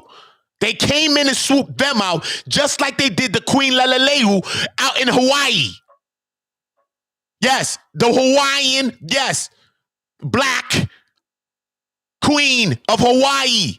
Just like they came there and swindled her out of her land. Not reading nothing to you. I'm talking out of my head.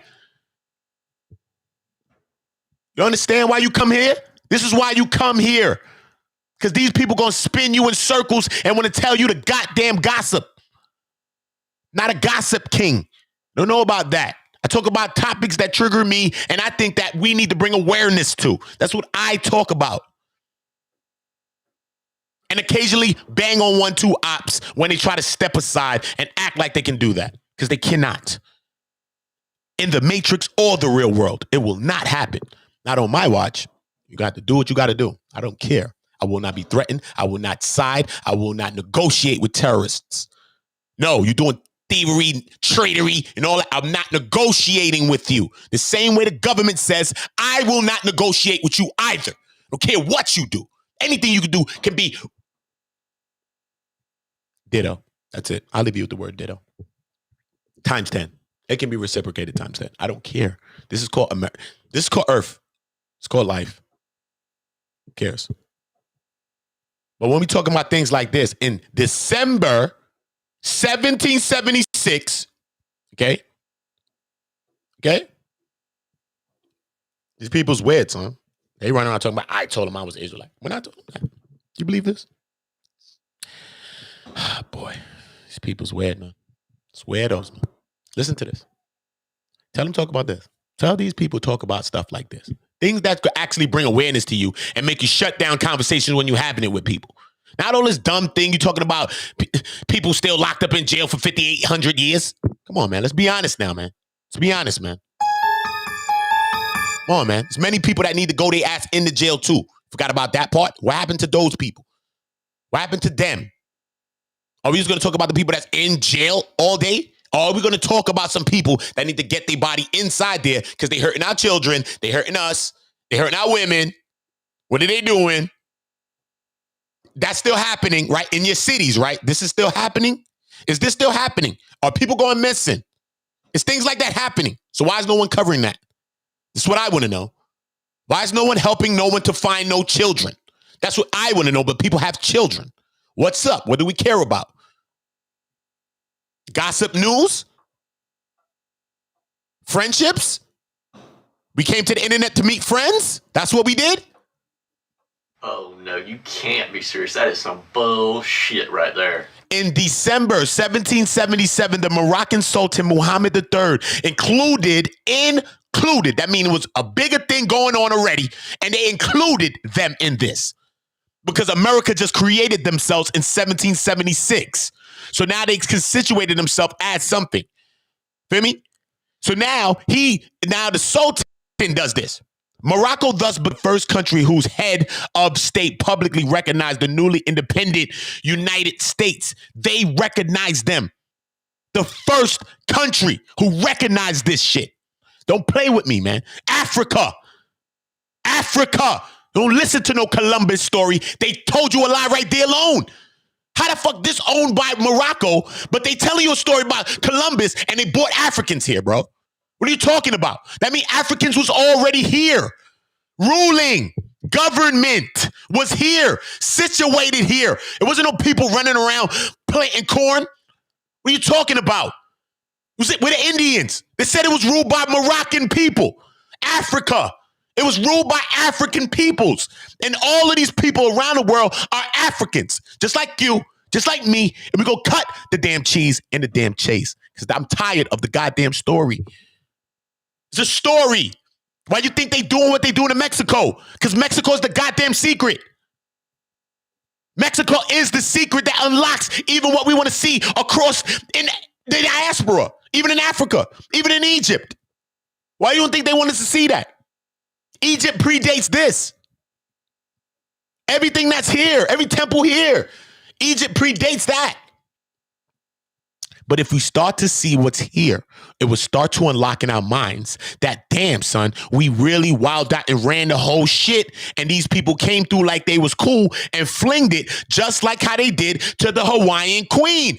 Go and look what happened. I already posted that months ago. Google it. The Queen of Hawaii. What happened to her? How did she lose her kingdom? How did America get Hawaii to be a part of that? Who did that? It was a black family in power there. What happened there? How did that become a part of America? Hawaii, right? It's a part of America, right? How? Did you think of that? How? You think they just owned it? You think they just ruled it? That's what happened? No, not what happened. It's not what happened. The same shit happened. The Americans was not supposed to do that, bro. Okay? The Mexicans have been here. What are you talking about? They are indigenous to this place, bro. What are you talking about? They're indigenous to this place. We've been bartering, trading, all that shit, running around here doing what they doing. What are you talking about, bro? We was all black, bro. We wasn't on that type of time, son. If you came with some bullshit, that's when we got it rocking. But besides that, respect them lines. Go ahead, man. Do what you doing over there, man. But sometimes it got shaky. You know that. It got shaky. Some people's dictators, some people is those people in history. You know how it be. Sometimes it's like that. But when you go into the Mexican history, you see how much similarity with the Mexican that we have. They're trying to separate the Mexican. They want us to be against the Mexican. No, we got to stand up with the Mexican. The Mexican needs to learn to stand up with us. The Latino and the Latina need to learn to stand up for black issues. And don't look at it as a black issue and I'm Latino or Latina. Look at it as a us issue. Because the black that they talking about is all of us. You are the black people that they're talking about too. And you know that's a true thing because even in the Latin countries, because I'm ingrained in it.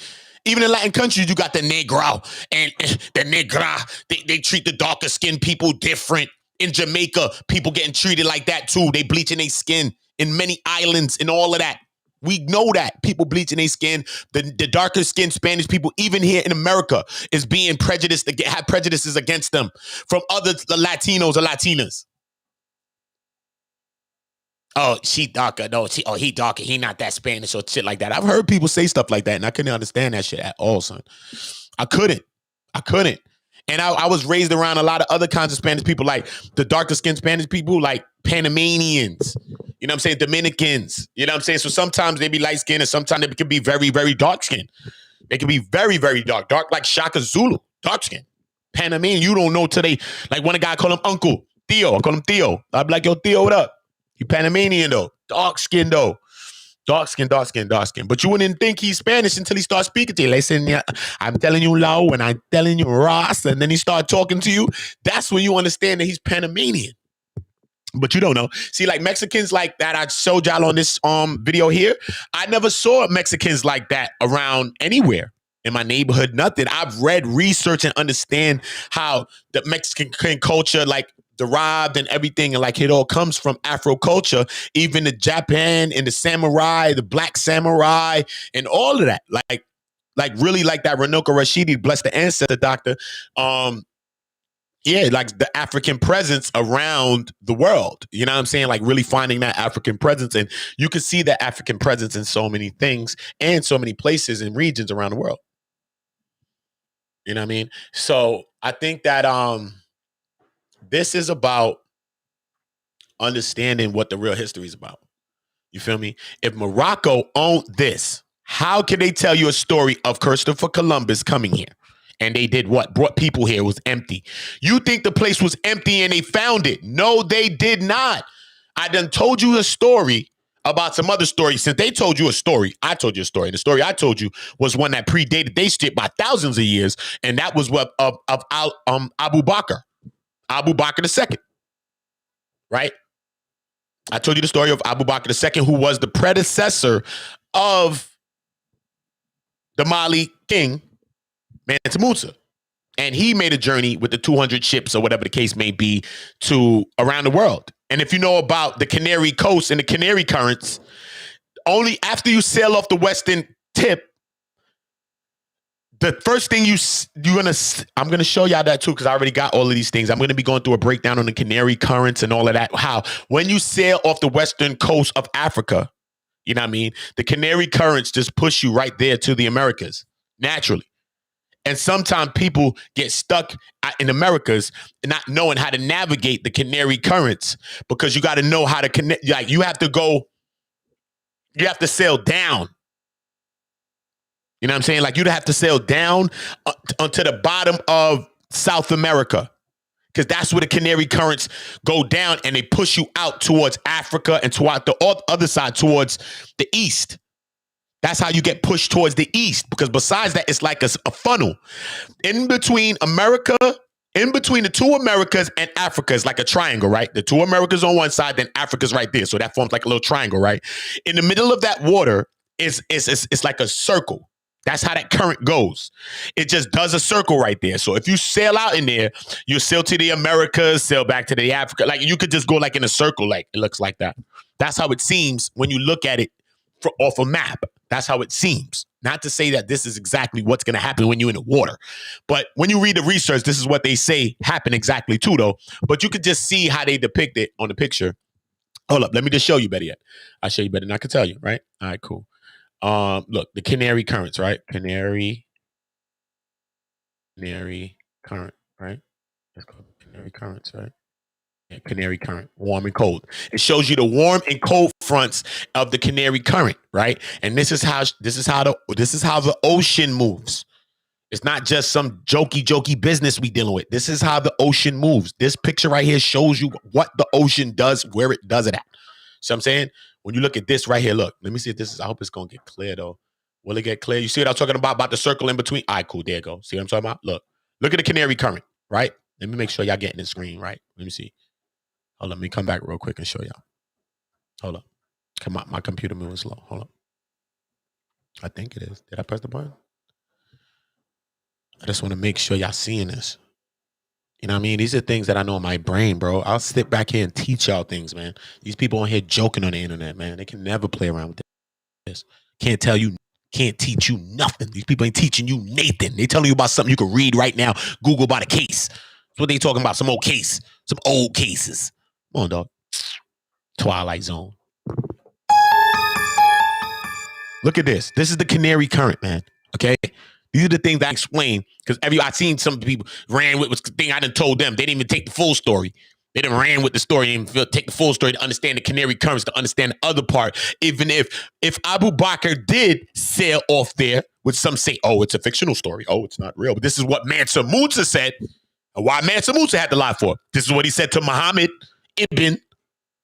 That's what he said to Muhammad Ibn. So Muhammad was real. He was a real person.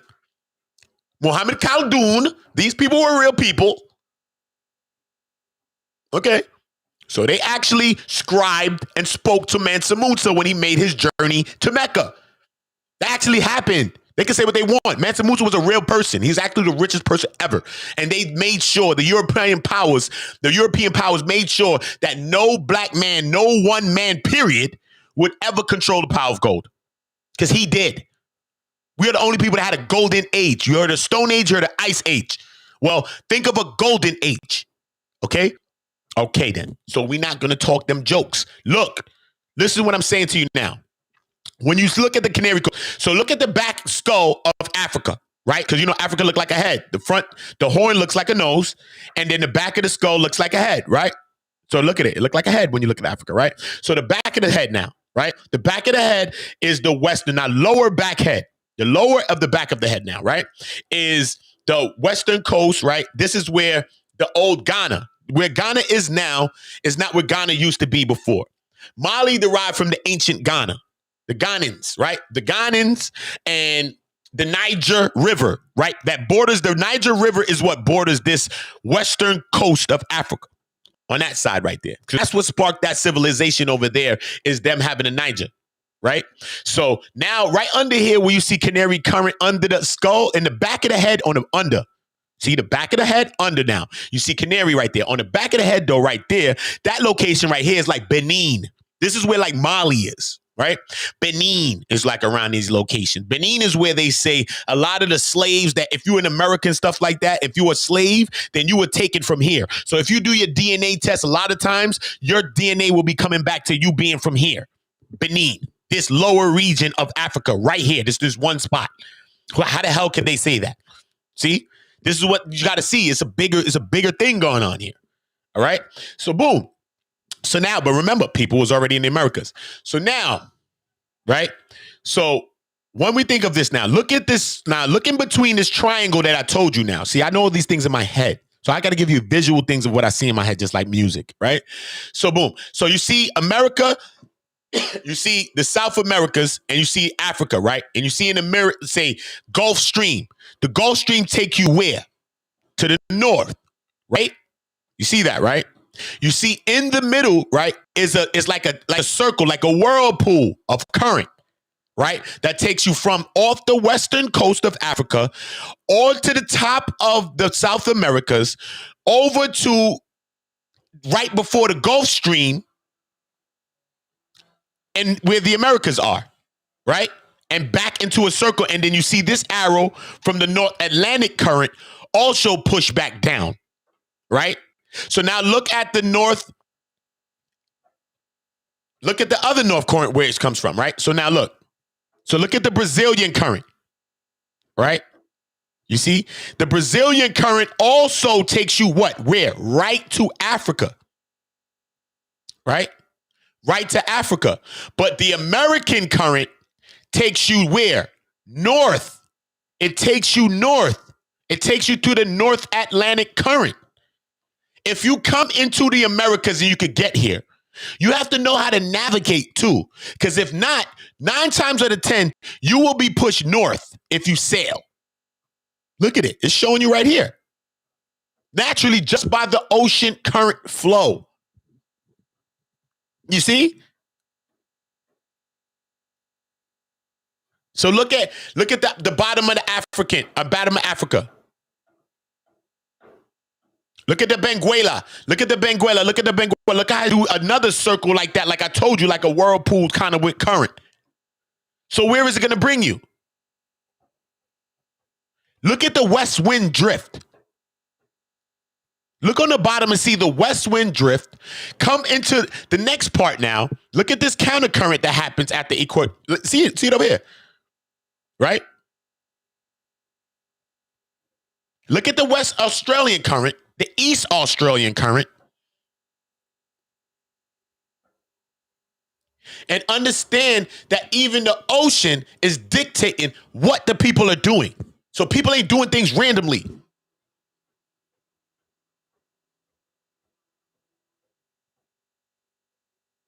You see what I'm saying? So where did Columbus come from? And where did he go? I don't know. Do you know? I don't know. If you know, then you tell me. Because they say he only made it to Haiti. Tell you the truth. Think so. If he made it that far. Tell you the truth. He didn't go, son. He never came. Once I showed y'all that in 1777, Morocco let American people in. Remember, they came from the queen. They came to flip on the queen. They was tired of being under the queen's rule. That's how come they came and built a patriarchy. But they still pay to the queen. Our lawyers and judges are signed under the queen as lawyers and judges. What are you talking about? All of our people that's working here work for the queen. You don't understand that? They passed the bar and all that stuff. What are you talking about? That's from the queen, man. The queen. Like every prosecutor, all those people are lawyers. All the judge, every judge is a lawyer. They were lawyers and stuff. All that type of stuff. See who they come under. Their jurisdiction. The queen. Why? Why not America? Why not America and why is it the queen? If they're American, they the ruling for themselves and they're America. And they're the big bad wolf. No, because that is a gimmick. Don't fall for the hype. It's for the queen. They flipped on the queen. They tried to flip on the queen. That's what happened. They did, actually. They tried. They did. And built their own thing. Right? Then enslaved the people here and try to keep that on some other shit. On some secret. You feel me? So they came here. Boom. The queen. They got orders from the queen, man. Ain't nobody just come over here. They got orders. Come over here. Come do some work. Obviously, because the queen rules. They came over here. The people was over here ruling. Okay? They rocked with the people. The people them taught them how to do stuff and how to live here. You see what I'm saying? This is what the people taught them. But the people already had government here. It was black presidents and people that was here. The first black president came when they came here. They knew him. The hell? They met the first black president. Ain't no we waiting for one. No, he was already here. They were already here. It was black cabinets, people that was ruling here. Not to say it was set up like cabinets and how they got it set up. But, you know what I mean? People in order is what I'm saying. Ruling in order. I mean, like a cabinet is set up. And, yeah, that's what happened. They overthrew the people. They flipped on the people and enslaved the people. But the way they enslaved the people is kind of through treaties and through things, through taking the land, through treaties, through misidentification, through all of these things, all of these flip things that they was doing so they could take the land. They didn't really care about the people. All of the trickery they was doing just so they could take the land. Even some people's going down south, the white people marrying the black people and then the black women that owned land. What about stuff like that? That was still happening way years after that stuff, right? They was going there, marrying in the black woman, taking the land, right? Coming in there, forcing them to marry them to take their land and shit like that. 'Cause remember, they used to put in the woman's name and stuff like that.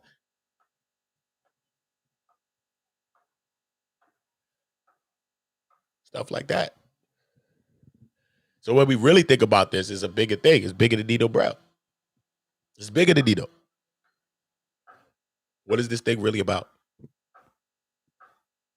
You feel me? When you go back to 1777, when you see what treaty Morocco had. All right, boom. Let me Google something else real quick. So I'll just show you. This things I have in my brain, bro. Look, let me Google American songs. No, American. What are they called? What are those things called?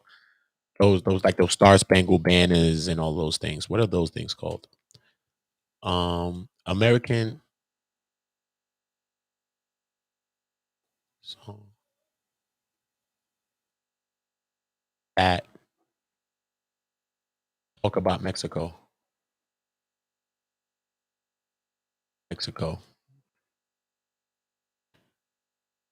Yeah, American. It's not a song though. What is that? What is that?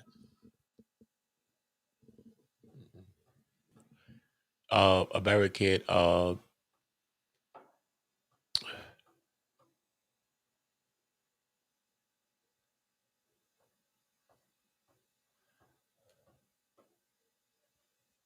I don't know. I don't know what those things are called right now for some reason. American history songs.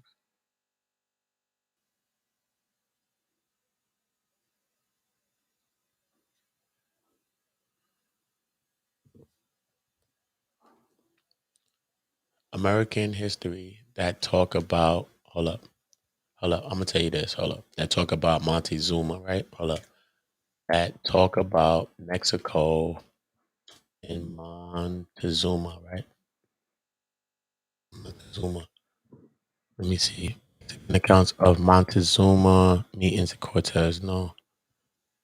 Son, you got to go into Montezuma, son. When you go into Montezuma, you understand, son. Montezuma and Cortez Bill of Rights Institute, Native American Montezuma, son. You got to understand the why certain things are passed, bro. You got to know what this thing is really clicking for.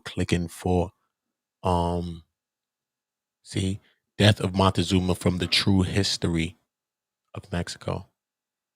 I'm telling you, son, when you go to Montezuma, this is where all of that stuff come in. What the hell is that? It's not a folk song. It's a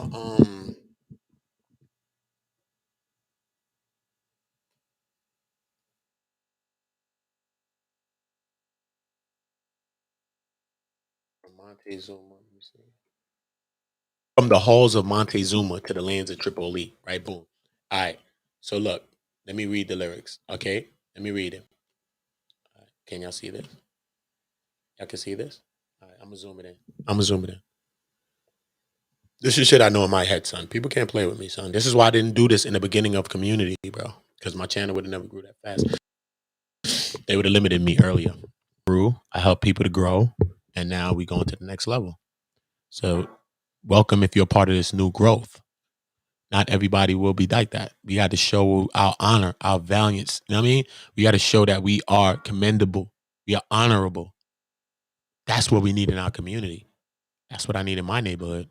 Think I need everybody around there. No, I don't.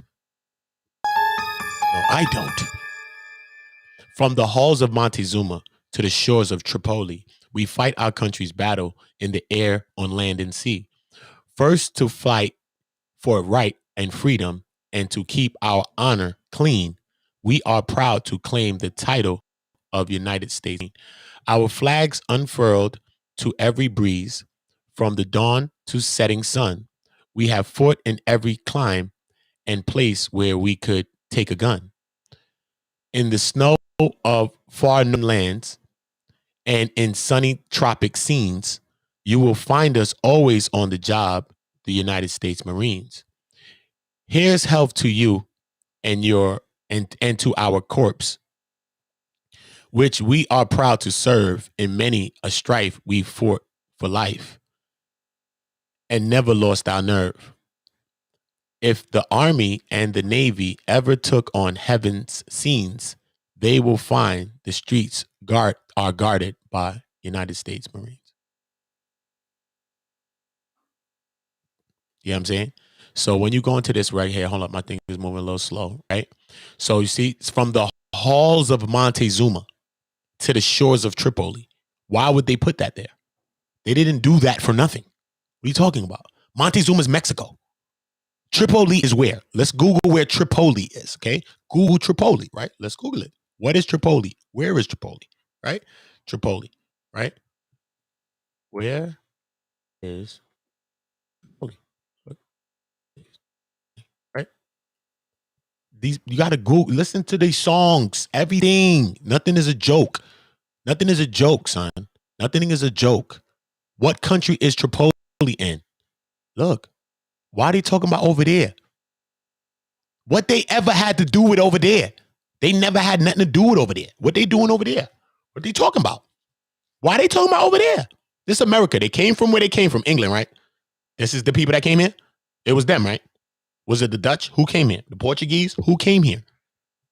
Okay, whoever came here, what did them people have to do with this? Huh?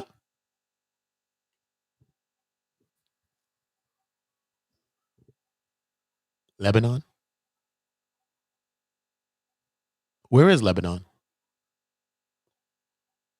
Where is it? Of where? The largest city of Libya. Rebu, one of the first civil. If you go into what Libya is, Ethiopia, Libu, these ancient peoples knew Libu. Libu been there. Libya been there for a long time in Africa. This is way before Africa's called Africa. Africa, that came from the Romans.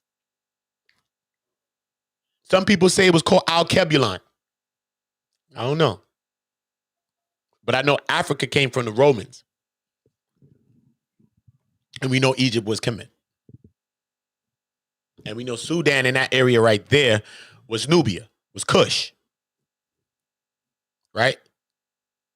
That's why I believe it's an argument a lot of times, because I believe that the rulers that ruled down there, the Queen Amenorhanes and all that, she ruled all of that down there. She ruled Sudan, all of that.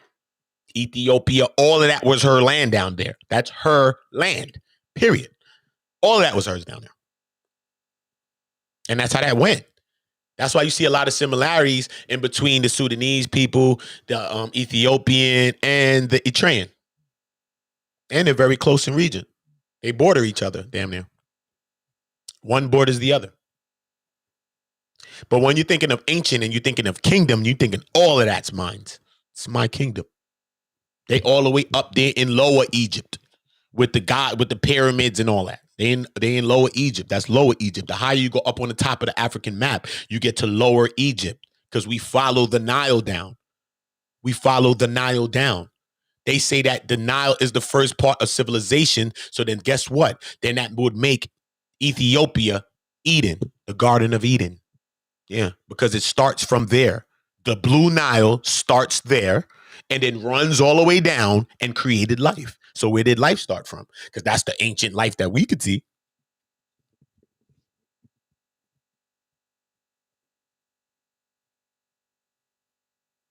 And that's a lot of arguments that people have sometimes. For people from Ethiopia, people that I talk to, that's from Sudan in my life. You know what I'm saying? Like, I've always known people from Ethiopia, always known people from Sudan. You know what I'm saying? So, I'm Ethiopian.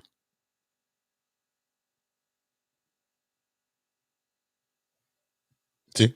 So at the end of the day, it's like,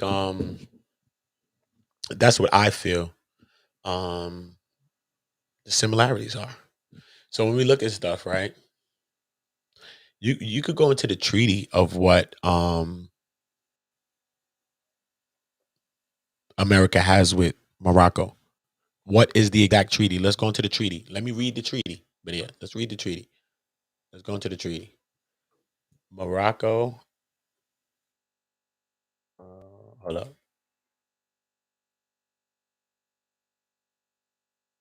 I'm telling you, it was supposed to be for export and stuff like that. It's supposed to be for like exporting and stuff like that. You know what I mean? Because they had it and America was trying to expand. You know what I'm saying? America was trying to expand, son. That's it. They was been pushing it though. See? Original, Morocco, signatory, United States. Original, Morocco, signatories, United States. See? Cool. You see it on the bottom there. They're not the one. Not the one. Okay? Negotiated by who? Diplomats in Europe, who? Thomas Jefferson, John Adams with Sultan Muhammad III. Thomas Jefferson, who's a confirmed you know who and you know what. Right? Thomas Jefferson. Do we got to go back into Jefferson and how he had the black wife and all this stuff like that? That he ended up loving and all that? Because I was going to post that like a couple of days ago. I then Ben did something on that one too. I'm going to bring that back. Let me jot it down. Thomas Jeff. Facts. I'm going to bring that back. I'm going to do that again because I don't know if she was a very beautiful woman. If you see her artwork of this woman and see who the woman that Thomas Jefferson was with and had the kids with.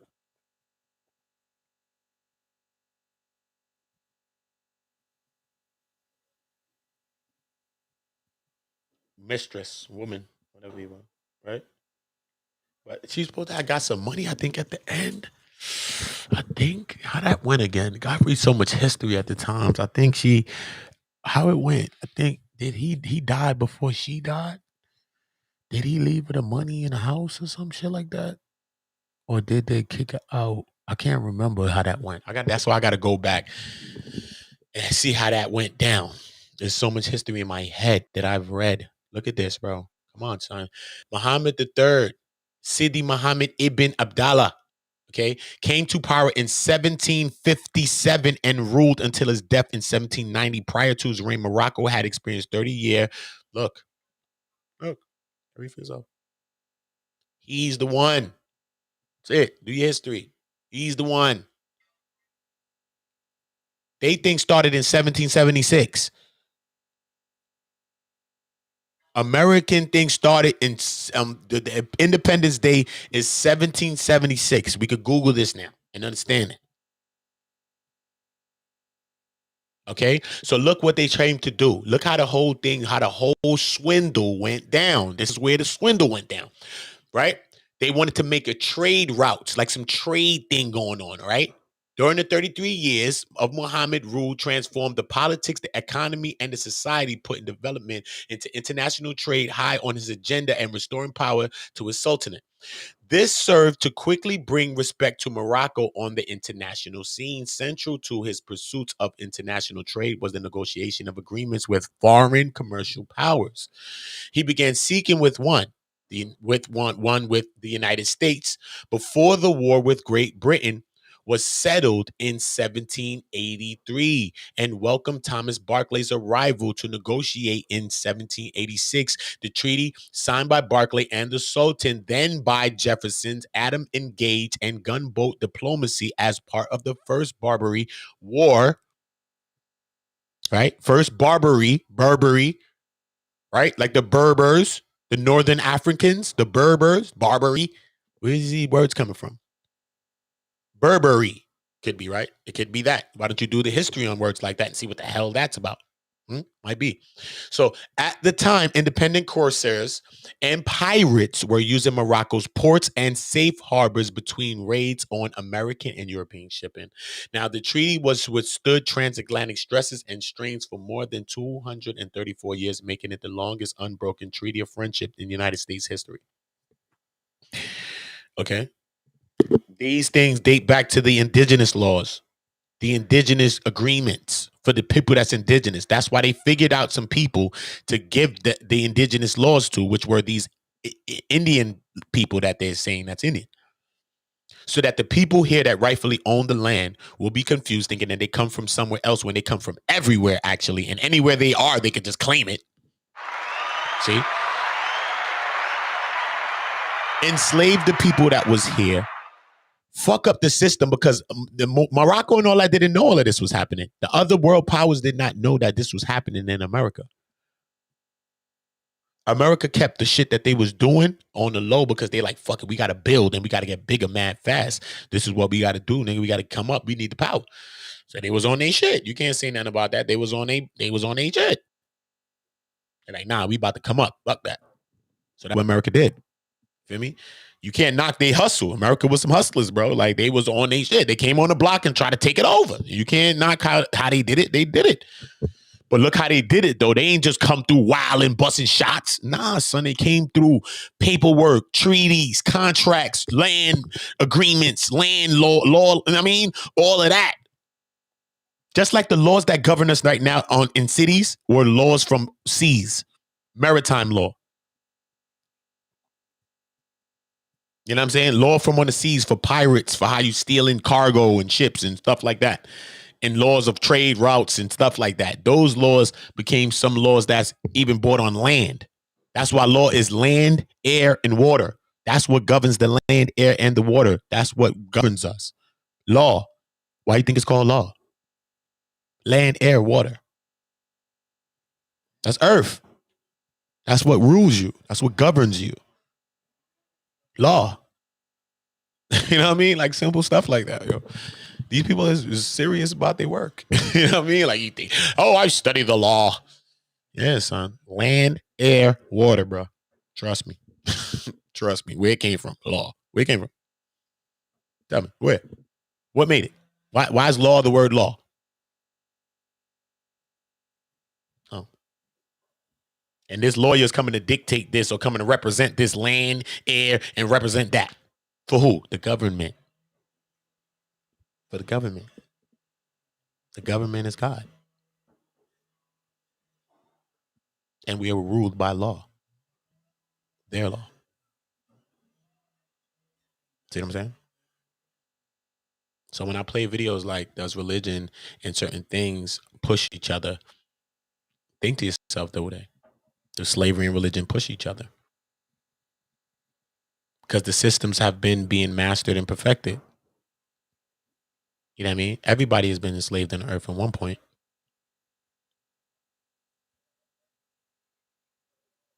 Everything is being mastered. Everything is being perfected.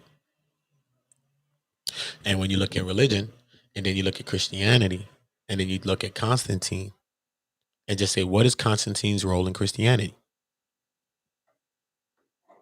Why is Christianity one of the most dominant religions on earth right now?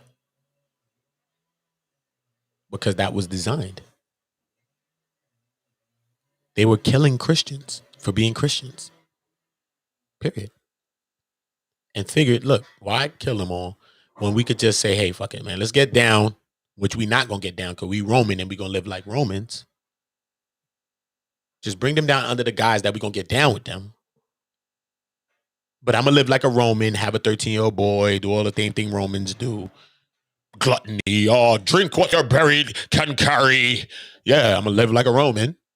And then on his deathbed, he came under the Christianity, signed in. Yo, I'm a Christian on his deathbed. Constantine did it on his deathbed. Nicaea councils was going down already, right? Nicaea councils, where they pick which books go into the Bible. Why did that happen? Why did they pick which books went into that book? Why? Why do you have to pick that? Because they know certain literature will turn the Christians to going against what they talking about. And the Christians who been beefing because they believe in something higher than Rome, they believe in the most high power. So they don't care about nothing that I'm going to die. They didn't care. They was doing all type of stuff to the Christians. They didn't care. A lot of them didn't care. Some people did. Of course, people are scared. Who wants to die? But people still was protesting and doing all the stuff they was doing. So it's like you don't care because you know what's going to happen when these people grab you. Period. And many people died. It was like genocide. Religious genocide. Spiritual genocide, but physical though. Just because you believe in something else, we're killing you. That's it. You're Christians, we're killing you. That's what it was. That's it. We're going to kill you. That's it. That's what's going on. They were being killed for just being Christians. Not for nothing else, just for being Christians, period. Not for they color or none of that shit. They didn't care what your color is. They ain't about no color. They designed that. European powers designed all that dumb shit. Only colors was different was them. That's it, nigga. We was us, period. The only people different was them every time they came around. And the history shows you that. People are always shocked to see them. They're always shocked. An indigenous person might be shocked to see me, but I am a certain color. So he might look at me and take me for somebody else as an enemy that came from down the ways, depending on how I'm dressed, of course, right? So my clothes is most definitely what's throwing them off. My haircut, the way I'm dressed, how I'm talking. But when he sees me, he sees something that he can identify that looks like him or her. You feel me? Think about it. Think about it. What place in history, what time in history could you come in history and have to be taught how to plant something when we have been planting things from the beginning of life? Because that's how come we're alive right now. If we never knew how to plant, we wouldn't be alive right now. What are you talking about? We've been doing that since the beginning of Earth. So what story could they tell me in school that some people couple years ago was coming somewhere and people was teaching them how to do some shit? What are you talking about, bro? That's like somebody coming right now and saying, yo, son, how you plant a corn, son? You mean how you plant a corn, bro? Dig the damn hole, put the shit in there, and water that thing. Or just let the sun and let the water it. That's it. Put it in the ground. You ain't got to do nothing. Put it in the ground. That's if you have seeds. Put them in the ground, son. What you got to do? You ain't got to do nothing else. You let the earth do what it do. What are you talking about? Why do you have to be taught that? What year? A couple years ago? You have to be taught that? If that don't make sense to you and you don't look at things like that, you have to look at this, man. That shows you what's going on then. They come into places that predate them. They come into people that predate them. That shows them how to do the thing that they're doing. We actually showed them how to take us over and wild us up. We showed them that shit too. That's a fact. If you don't think so, we did. We did. You know what I mean? Trying to be cool. We always want to be cool and show love. Nah, if he was like, yo, fuck that, man. We ain't dealing with nobody. That's it. We'll come check y'all. That's it. Everybody stay out. We wildin'. And we all getting together. It'd have been a different story.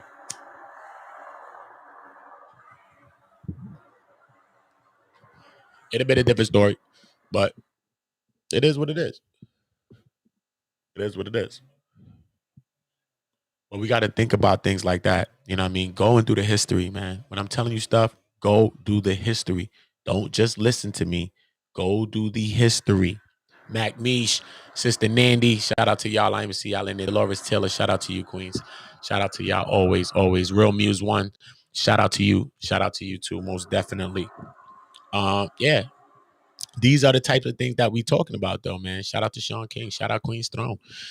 You know what I'm saying? Religion and all of these things are meant to be a facade to us. Believe in your creator. Believe in the ancestors. You know what I mean? The story that matters is your story. All them other stories you're reading in them books, they cool to learn from how some people went through some things and got into some things. That's cool. So you can avoid time to learn about doing some things. Just like when you hear a story, when somebody telling you about some stories that they went through as older people, then you be like, damn, I don't ever want to go through that one. So it's good to, Miriam, she turned back, look to stone. Don't turn back. When you make your decision and you make your mind up and you going, that's what it's telling you. Don't turn your head back. Keep it pushing because you're going to be a stone like these people.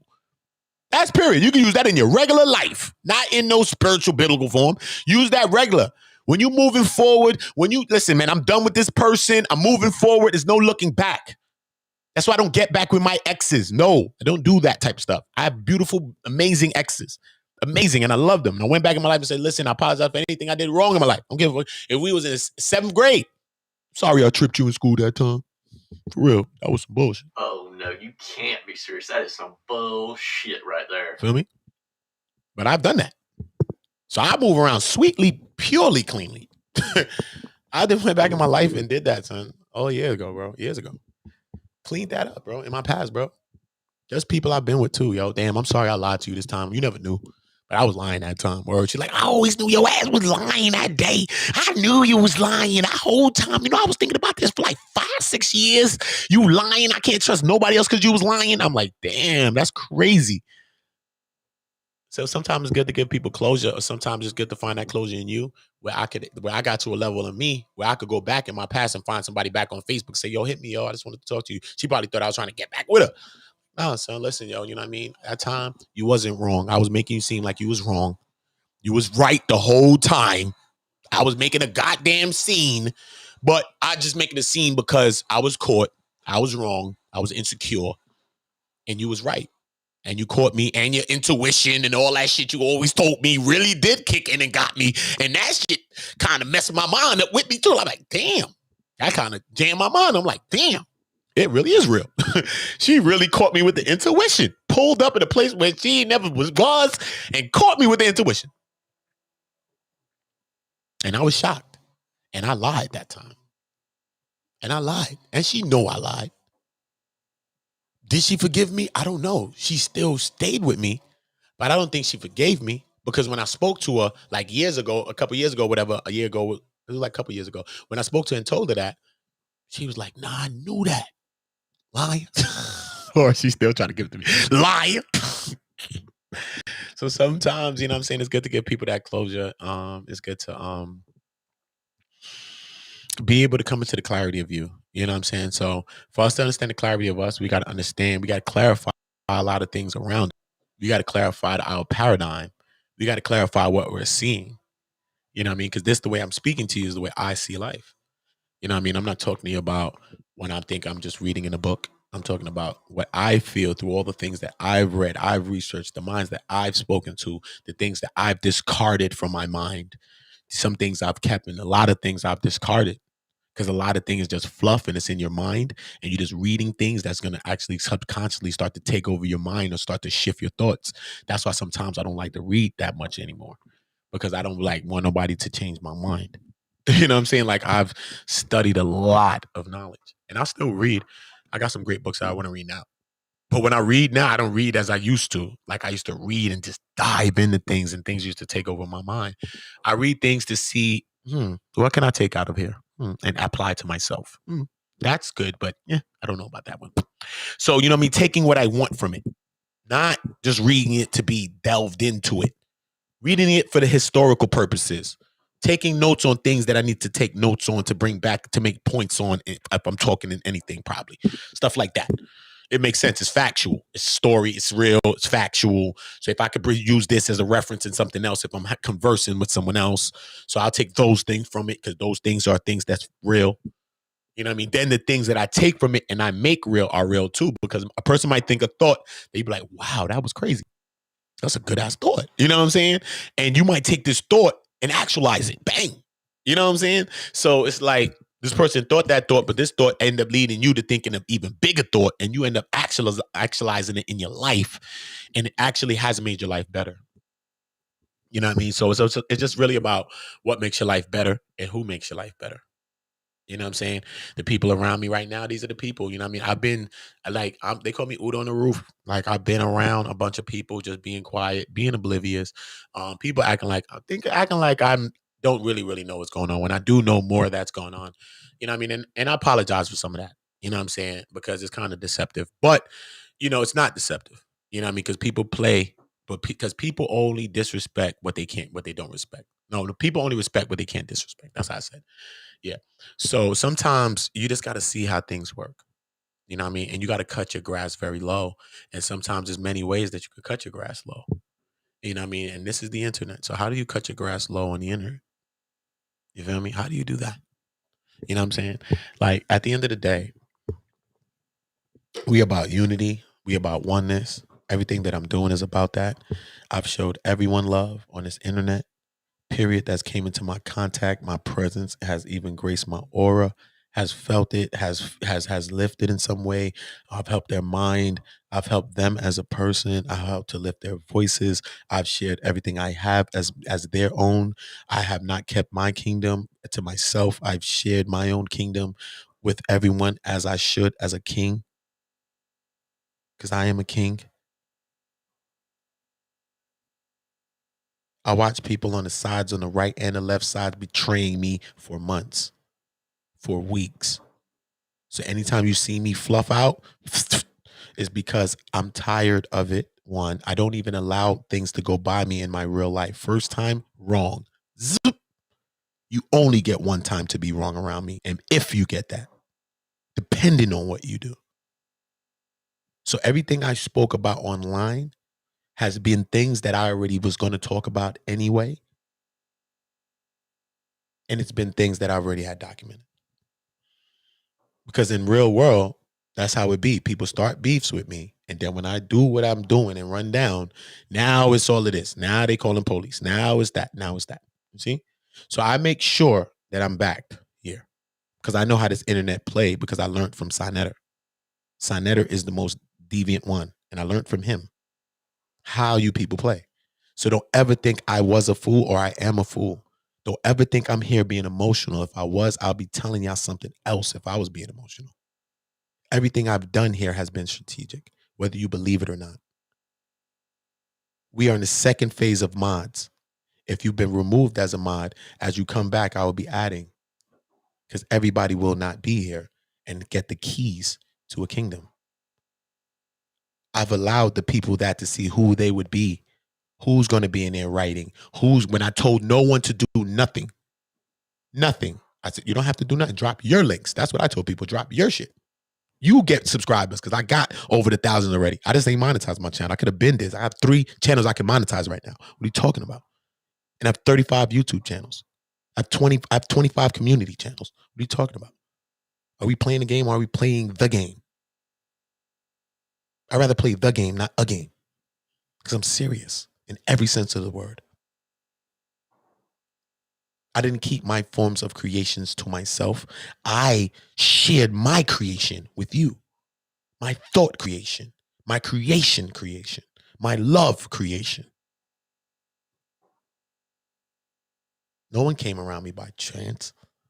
I went and reached for those people. They didn't reach for me and help me with nothing. I reached for them to help them because it's love and it's not about what you can do for me. It's not about that because I'm not even like that in my real life. And you're not going to meet no woman or man that's going to tell you that's who I am. I don't care about money. I don't care about any of those things. I've been offered more money than some of you will ever get a chance to even watch on TV. And I've turned that down. So my morals and pride is intact and my integrity is solid. I'm not holding on to the man that I used to be, a drug dealer doing all this other shit. No, I'm not. I will not be held against. I feel so free that I don't care who want to play with police. Go ahead. Got people playing with me police right now. Go ahead. Go ahead. Have they located me yet? Exactly.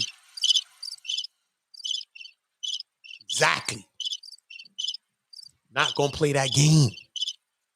Not going to play that game, and I'm not going to negotiate with terrorists. I'm not. I will bomb you. End of story. Just like George Bush told me. Just like George Bush said. That's what George Bush said. My uncle George Bush. That's my uncle George Bush.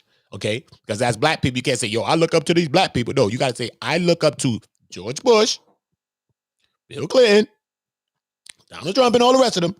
Because that's the ones that came doing what they do in America. Well, them's my forefathers. All right, cool. Well, we acting like our forefathers then.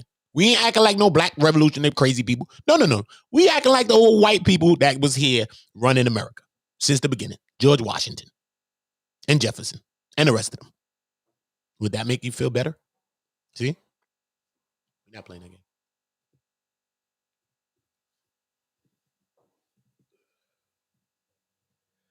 It's a lot going on.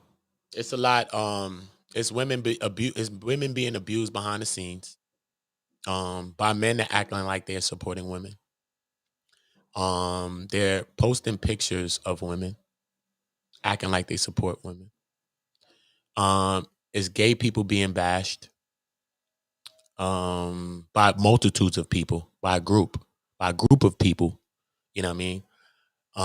When I get into the breakdown of all of these things, I'm going to break it all down because people keep going like they want me to break it all down. So I'm going to always be a truth teller when it comes to my side of the world. So if you don't want that, you have to go along your business because I'm going to talk that always. Okay? So I will not elevate my voice. Okay? I will just decode everything and everyone. Simple. And show you how people get together in a conglomerate, right? To try to make a person feel bad because they're talking about something very, very bad, and I don't feel bad about that. And that was crazy to me, that these peoples tried to make me feel bad. That's crazy. That's crazy. Yep. And they was talking about gay people. That's the crazy shit. And my sisters love women and my cousin's gay. So I don't know how they was trying to make me feel bad about gay people when I have family that's gay. Not just no gay friend. I don't have no gay friend. My family, I have family members that's gay. And I love my family members. I don't care what whose book said. I don't care what nothing said. I love my family members. The hell are you talking about? I don't care what they are. I don't care what they are. So I don't stand for that. I don't stand for those things. I'll be among people, but I understand who they really are. Trust me, I do. Trust me, I do. I just sit with the sword in my hand. Every time I don't swing it. But when I do swing it, people are always going to make, oh my God, in the kingdom, the king has swung the sword. No, I sit back and watch and be watching. I take notes. I took notes of who was in my chat, modding, showing love. I got a book of all of the traitors things y'all did. I have a book. I could show y'all it. Show you this. Me taking notes on what's happening on these YouTube streets. Not joking. Not joking. I could have been went bombs over Baghdad. You know how many things I have right now in this book? Flags that I see? Man, stop. If you think I'm being personal, don't ever think that, man. I'm being tactical because I'm exposing what I'm exposing and people are getting in the way of me doing this. So why would you get in the way of me exposing if we're all exposing the same things? No, we're not. Exactly, because some people are exposing them for other reasons, and that's why some people don't want to expose nothing else and stick to exposing one thing all day. You see how that works? Not me. I'm moving it around. I talked about all 15 of them white people over there. Wahlberg, everybody. What you talking about? We talking about missing kids. We talking about everything over here. What you talking about? We talking about pedophile. We talking about molesting. What you talking about? We talking about autistic. What you talking about? We talking about everything over here. We talking about black Mexicans. What you talking about? What you talking about? What you talking about? Oh, what is these people talking about? When you go to these people's channels, remember why you come to community. Because what is people talking about? I'll wait. Exactly. That's what they're talking about. That don't help you. How'd that help you? You sat right here and learned something just now. You ain't know nothing about 1777, Morocco, the Sultan Muhammad, who had it right here, smoogied. Then America came over here, ran down, tried to get in with it. He gave him a little blah. Then they flipped it, enslaved the people, and overthrew the government that was already situated here, which was black people's. Did they tell you that in school? No, I just told you it, though. Oh, did they tell you that on YouTube? No. Well, I just told you it, though. And I didn't plan to tell you that, though, because my mind is random. ASF. Right? Jeffy Joe.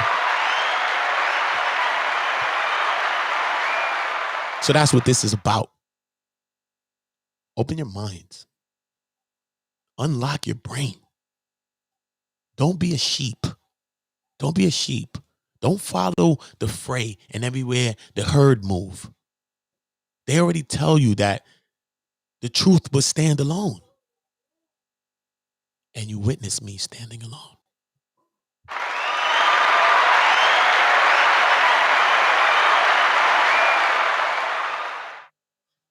The truth will stand alone.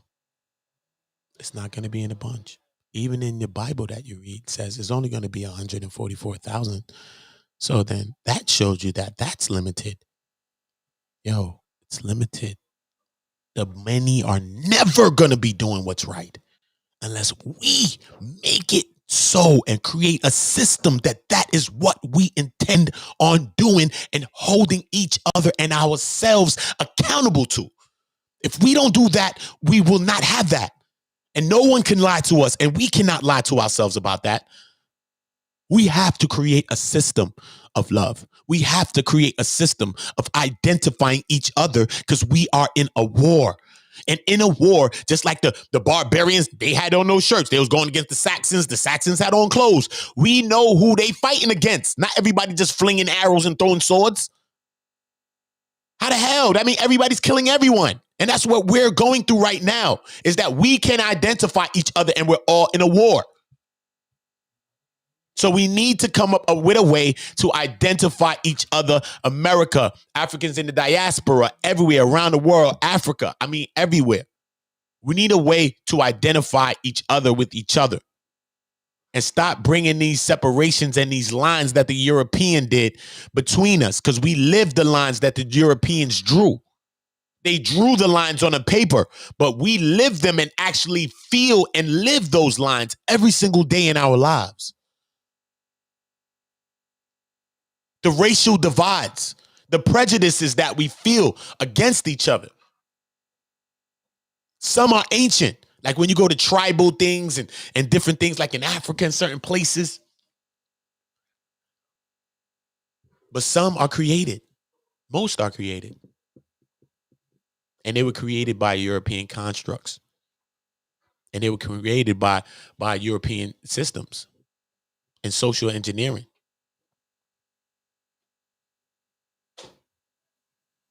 So at the end of the day, we have to lift our minds.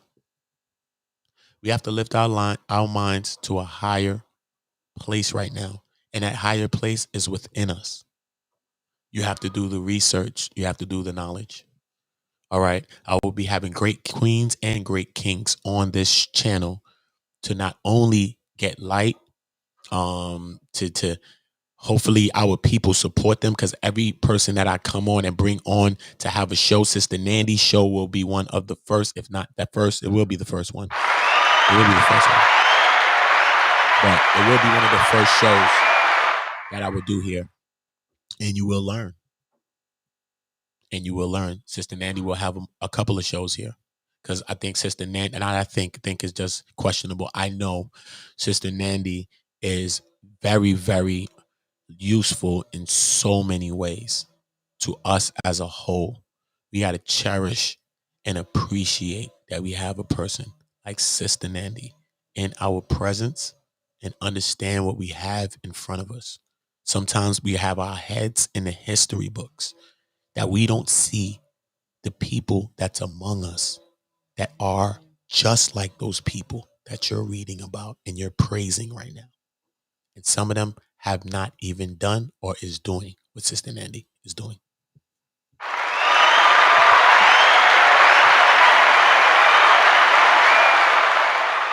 Okay? So I want y'all to understand that. All right? So Sister Nandy will have a couple of shows here. At least 3. At least 3. Because I have at least 3 directions of how she can lead. Because she's a leader. And we have to lift our leaders. Our leaders are not just men. Our leaders are women. And our leaders are young people. I will be lifting one young man and one young queen to be lifted up to our podcast here as well. Shout out to them. And they're going to teach you too. Brilliant minds. Young minds. One is 13. One mind is 13. 13-year-old mind. And you're going to learn from that 13-year-old mind. Imagine that, right? So we're going to keep figuring out ways to lift each other. We're going to figure out ways to keep helping each other and not to worry about the negativities. Like some people are going to keep those things. You know what I'm saying? One community has never been intended to be anything negative, and it's not. And it still isn't. It still isn't. And, we're going to grow. But now my help is more internal now. You know what I mean? I have memberships, different things that I'm going to be doing. I'm going to be creating the private content, different stuff that I have. I've been making a lot of videos. I haven't uploaded them yet. I'm going to create a few more. Then I'm going to start uploading the private content, the private videos. I got a man, woman membership. That's the first level. I got a king, queen membership. That's the second level. And I got a god, goddess level. That's the last level. It's going to come with different things when you subscribe to that level. Graphics, different things that I'll be creating for you, different stuff like that. The things that I was just doing for free, I'm really going to do for my people within my community. And you got to really be down with us, man. You know what I'm saying? I tried it that way and I showed y'all what happened. So everybody's looking at Jesus and say, oh, Jesus, I tried it. Yeah, I tried a physical Jesus online. What was that? Me running around showing everybody love and being good, and then because nobody didn't do nothing. I still ain't call nobody no bees, no nothing. Only person I called something was the one guy.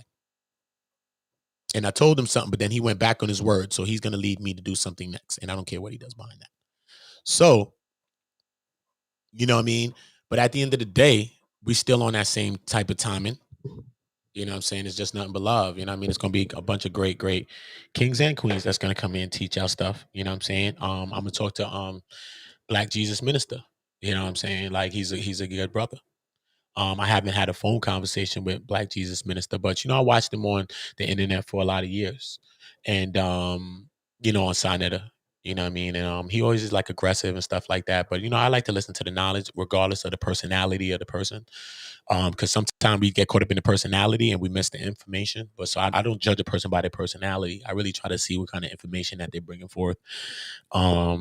Yeah, and then my first interaction with Black Jesus Minister is when he came on the channel when I did, I think the video with the Latin woman in the black, something with the Latin and black, something like that. And he came on and he was talking about, and he saluted me for doing the video, you know what I'm saying? So, that's also research that I see. What kind of videos get certain people to come out and talk and get them to feel inspired. So that's something else that I've been doing research on as I've been doing these thousands of videos that I've been doing here with no payment, never asking y'all for a payment. Who does that on YouTube? I was on everybody's channels and it was asking me to be on theirs and they're asking for payments all day. You know what I mean? And I'm creating overlay graphics for free for them and I'm putting their cash apps big on that. Go back on my old channel and see. On this same channel, go to old videos. You're going to see my cash app is what? Building block. That was the first cash app I had when I created my other channel. I never even changed the overlay graphic.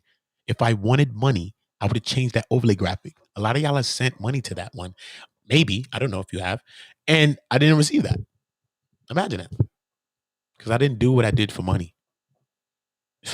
I did what I did because this is my expression to my people. Period. And my expression was love. But how long will it take till people try to kill you? Not knowing that Jesus has a sword. And he damn near kung fu with it. See what I'm saying? And here we go now. Oh, Jesus wilding. No, he ain't wilding. He just ain't going up on no crosses no time soon. That's all. That's all. He just ain't going up on no crosses no time soon. You see? So it is what's gonna be, man. I know that like I tell my people from the beginning, they're not my enemy. You know what I mean? They're not. The powers that be will be the powers that be. And you know, just don't be the one. But these guys is out here badgering women, abusing women, calling women names behind the scene, acting like they talking about they trying to look out for women.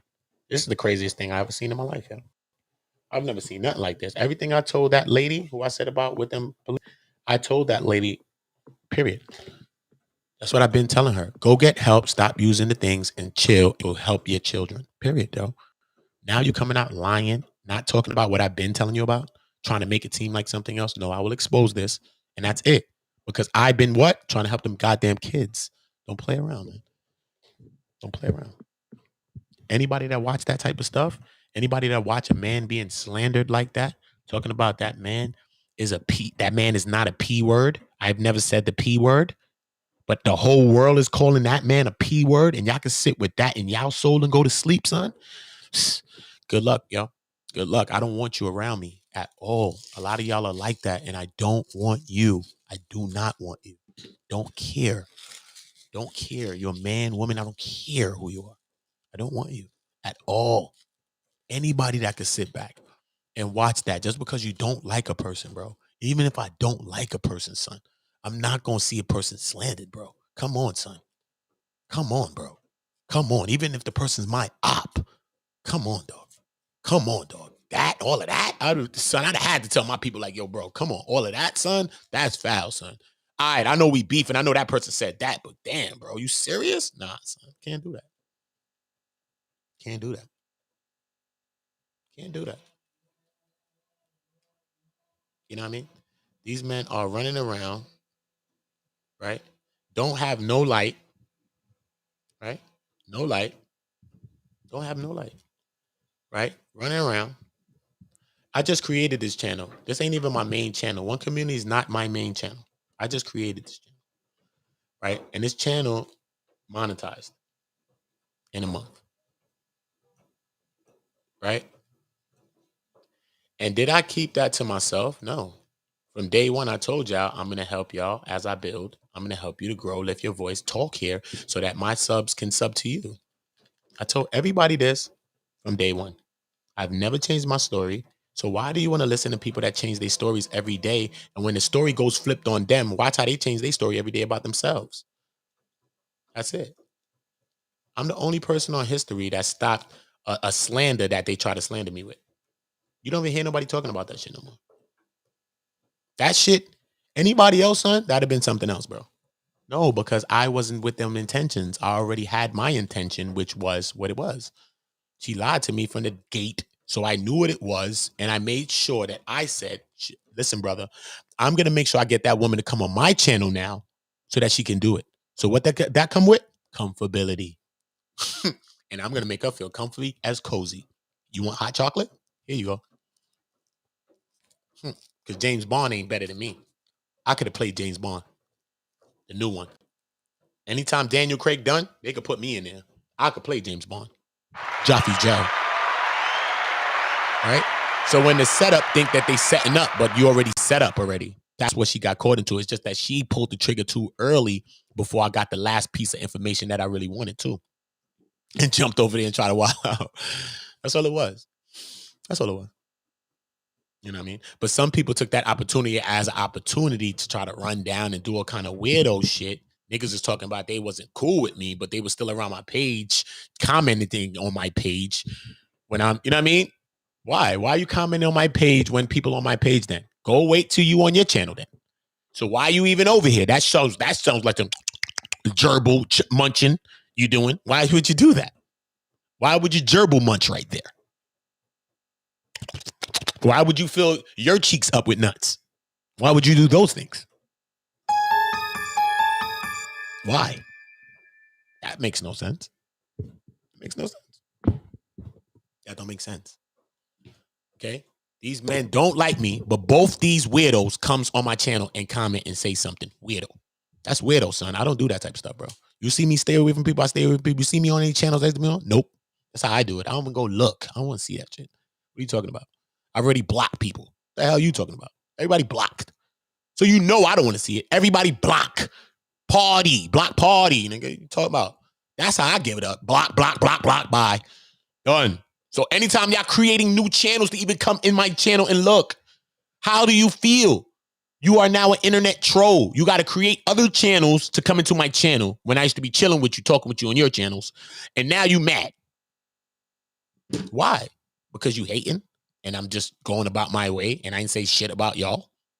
Oh, okay. I get it. I get how that works. Try to misuse the story. No, y'all would never misuse the story because I got a video that I know that explains everything from even weeks before. Stop. I have an audio that explains everything from even weeks before. And I'm talking about all situations, not just one. Okay. So that should get really scary. And I swear on that to the ancestors and the Most High, whatever you think I believe in. Thank you. Because all I told y'all ever was a drug dealer. I ain't never told y'all no religious domination or nothing I practice. I've never told no one that. The hell's wrong with y'all people? Lying. People running around lying to Israelites, talking about this brother. I thought this brother was brother. How would I think I'm an Israelite when you're not even an Israelite? You over here lying on your brother, trying to kill your brother over a goddamn woman. The hell you talking about? Where in the Bible it say to do that? David did that, and look at God said to David. He done got the man killed for the woman. Are you David? No. Are you David? No. Not David, brother. Stop. Stop. And then you go co-sign a man that actually abused the person and made the person feel bad. How does that work for you? How does that work? That works? Because people keep showing their characters every time they move, trying to create another character. No, you cannot. When you're tested against the real, all you will see is the falsehoods in yourself. Because every little angle you used to try to pull with people that you wiggled out to try to seem real can't work with someone that's officially really real. Because it can't. It can't. Won't be moved, won't be wavered, don't care what people are going to do. Stand on what I said, stand on what I'm saying, believe it, swear to the Most High ancestors, my mother, my children, my whole family, on everything I've said on this channel. Never lied. Not even once. Brothers going around talking about, I said I'm Israelite, brother. When I talk with Ak Malak and brothers like that, and I never even told Ak Malak and people like that I'm an Israelite, brother. I peace him and say shalom to the brother because he peaced me and say shalom to me. I told you I've studied multiple ways of life, multiple doctrines. Yeah. Told you something. But do you see me with fringes right now? Do you see me practicing the Sabbath day? How am I that? And I'm not doing these things that's supposed to be done. So people talking out their anus. People's talking out their anus, lying, trying to be down. Actually, trying to be down. Trying to be down. It's weirdo stuff, man. These things get uncovered. These people can never come on YouTube no more, man.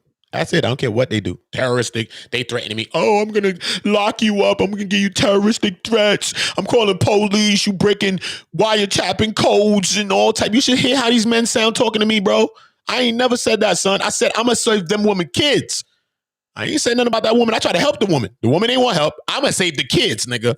You here to help kids, nigga. You're not here to help people that want to keep abusing meth. You're here to help them kids. Because if she flip out and try to kill her kids, like my kids was almost killed, my son, right? Then what do? We sit on the YouTube and say, damn, son, that person flipped out and killed their kid, son. Do you believe that? Wow. When we all seen it coming. I'm not going to be with that on my soul. Maybe you can sleep at night with that. Not me. Not me. Not when a person told me about the suicide and then they said that they with their child still right now in the same next text. Hold up.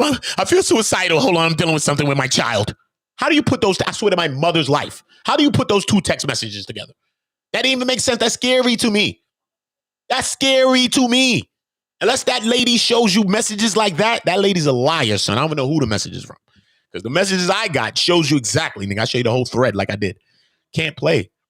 Can't play because it was a rouge. I was setting her up the whole time. So I'll show you what I said. I don't care. I already sent my email from day one, nigga. She did the 10 Toes interview on September 9th, and I emailed that man September 10th. So if that don't go to show you the lying business she on, trust me, she on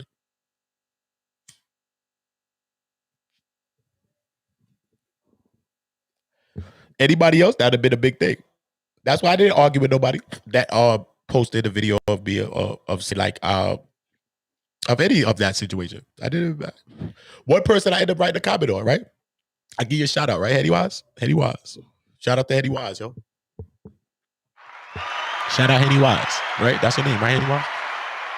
Shout you out too, man. They got the video of that in the CPS or some shit. Nah, nigga, I went for the CPS for my son's mom, nigga. Not playing no games about these kids. So who's she? Who's she? Who do I care about? The kids. I don't care about all that. Don't care what she tried to do. I'm going to lock you up. So what? What she did lock me up because I did that. So what? Y'all can't threaten me with that. Don't care. Every leader you know went to jail. The hell? Bye-bye. I'll be back on TM. The fuck? Kansas coming back. Who cares? Talking about. You gotta go in there for something. The hell? For nothing? Stop. I live my life, throwing my life away for nothing. You don't think I'm going to do it for something? You better wake up. Better wake up. Better wake up. And don't think that I'm going to let any of you destroy me. Trust me. I got to see you physically to see that you got to destroy me. Trust me. We all in the same country. That's a promise. To myself, not to no one.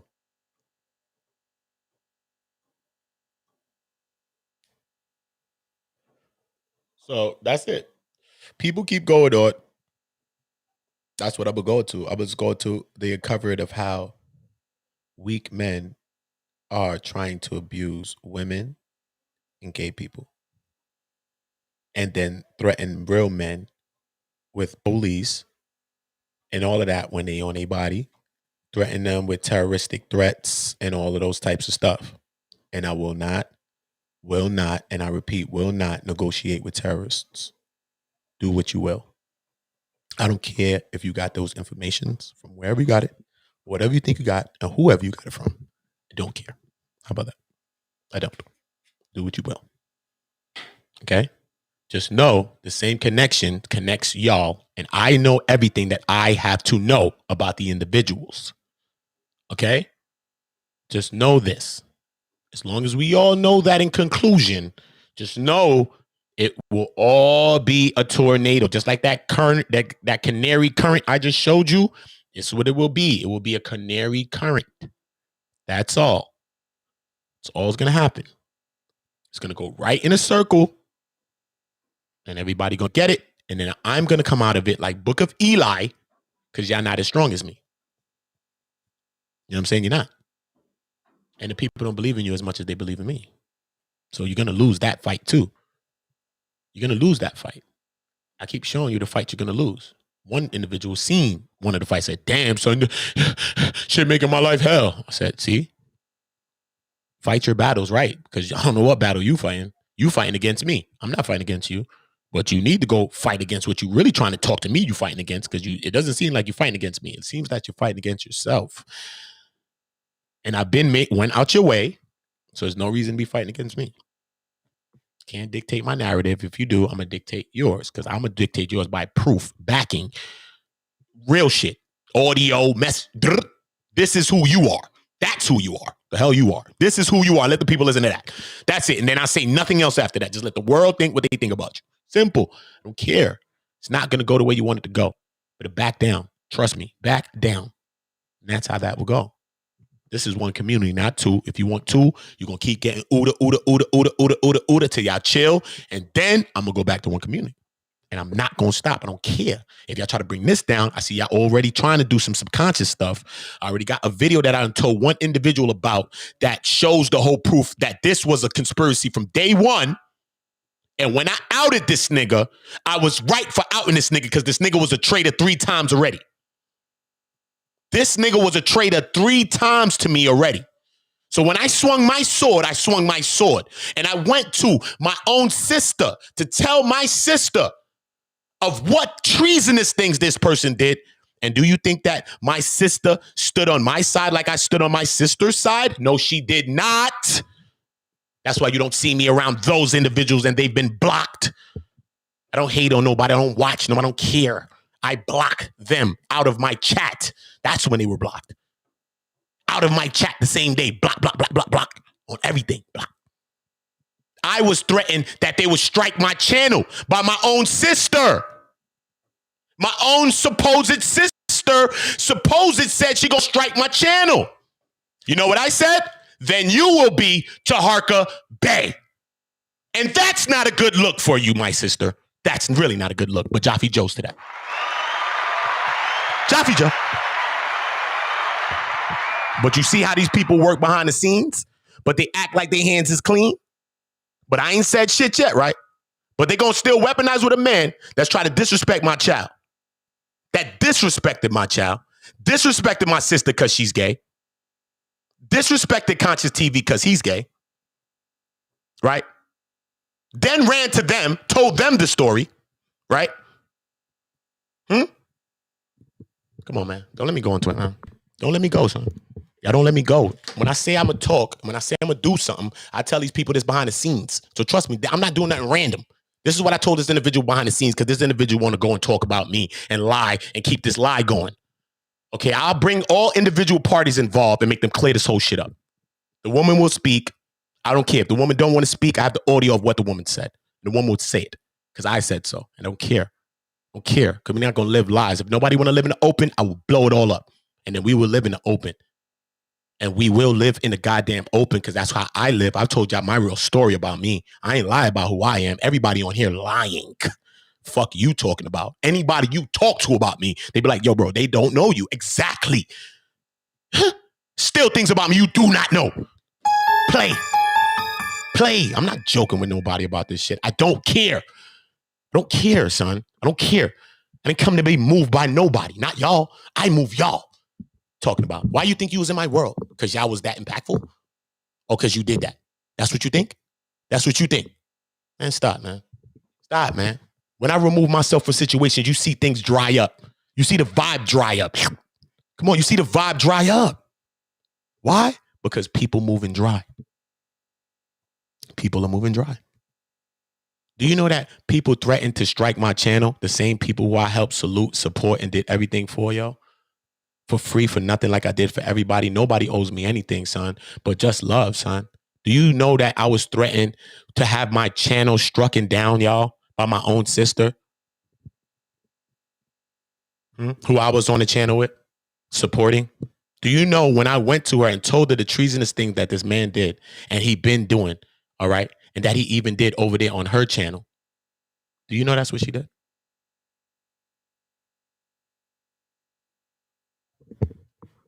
Do you know she threatened to strike my channel? Which I told her, all your videos been removed. She said, actually, you have more videos of mine up. I said, listen, sister, let me get them off because I didn't want your videos on my channel anyway because I'm monetized and I don't want to share other things like that. I just want to share internal content and the content that I produce.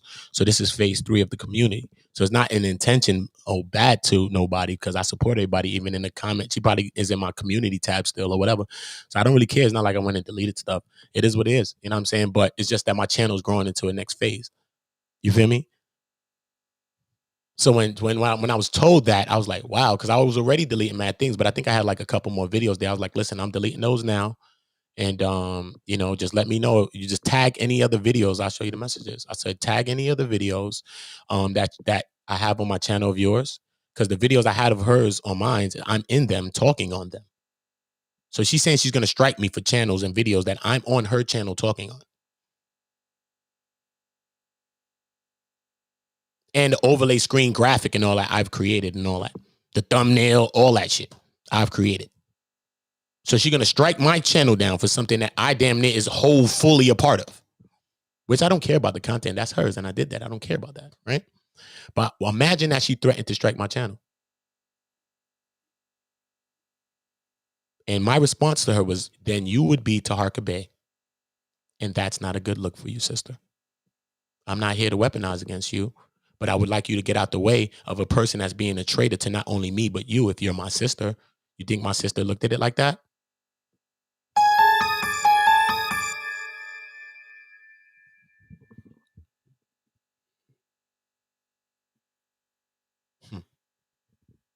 Y'all watch these people bring me down? Y'all good. If y'all watch any of those individuals bring me down, y'all are good. And it will be a long time for you find another me. I swear to everything that I love, to the Most High, the ancestor, or anything that you think you believe in, even if you think you believe in the devil, I swear to him too. I swear to him too. It'll be a long time for you ever see somebody come back and show love the way I've shown love. Because everybody's for themselves. You see that? A person that got their channel struck when I was on the thing with them, with Taharka Bay, and told them I would reach out to Taharka Bay to see if I could even get that lifted because I don't want that on you, sister. Said that they would strike my channel and be Taharka Bay to me. Ask Taharka Bay if I was that to Taharka Bay. Ask CC if I was that to CC. So why does CC want to do that to me? That's foul, son. That's foul, my nigga. That been since last week. I could have been said that, right? You see what I'm saying, son? When you just watch how this shit goes, son, it's treacherous, bro. But nobody could spin this narrative, son, because I know exactly what I say and I stand by everything I said and I said the messages of everything I said. And that's all I've ever said. I didn't even have no phone conversations with her or nobody. Text messages, that's it.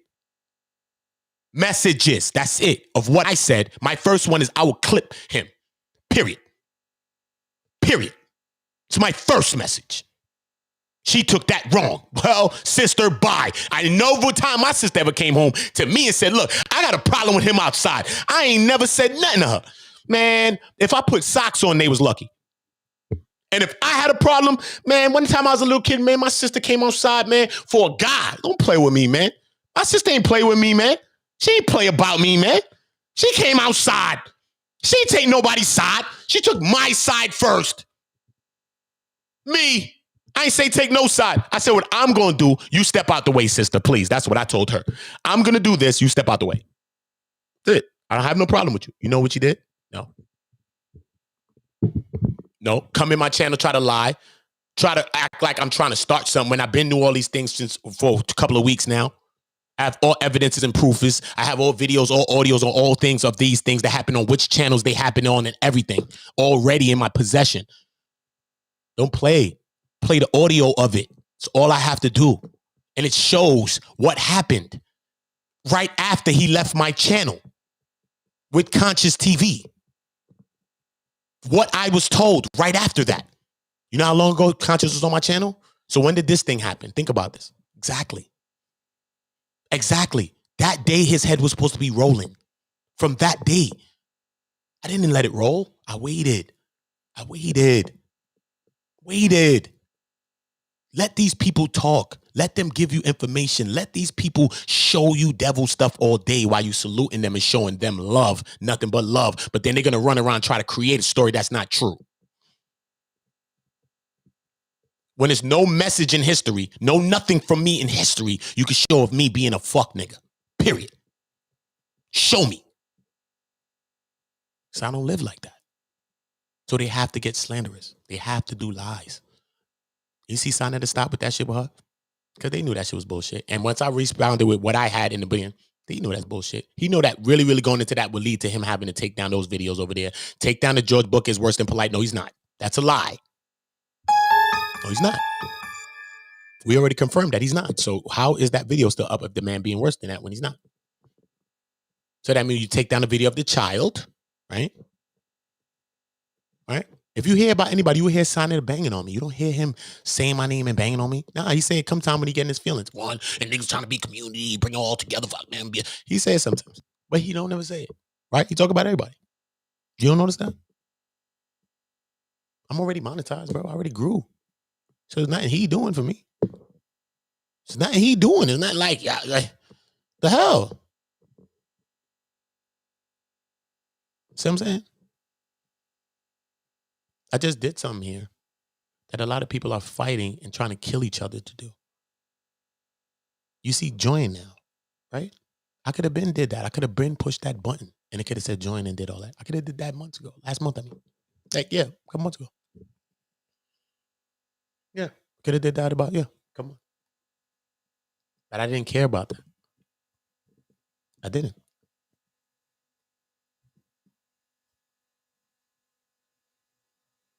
But I see how this world's working and I try to help everybody.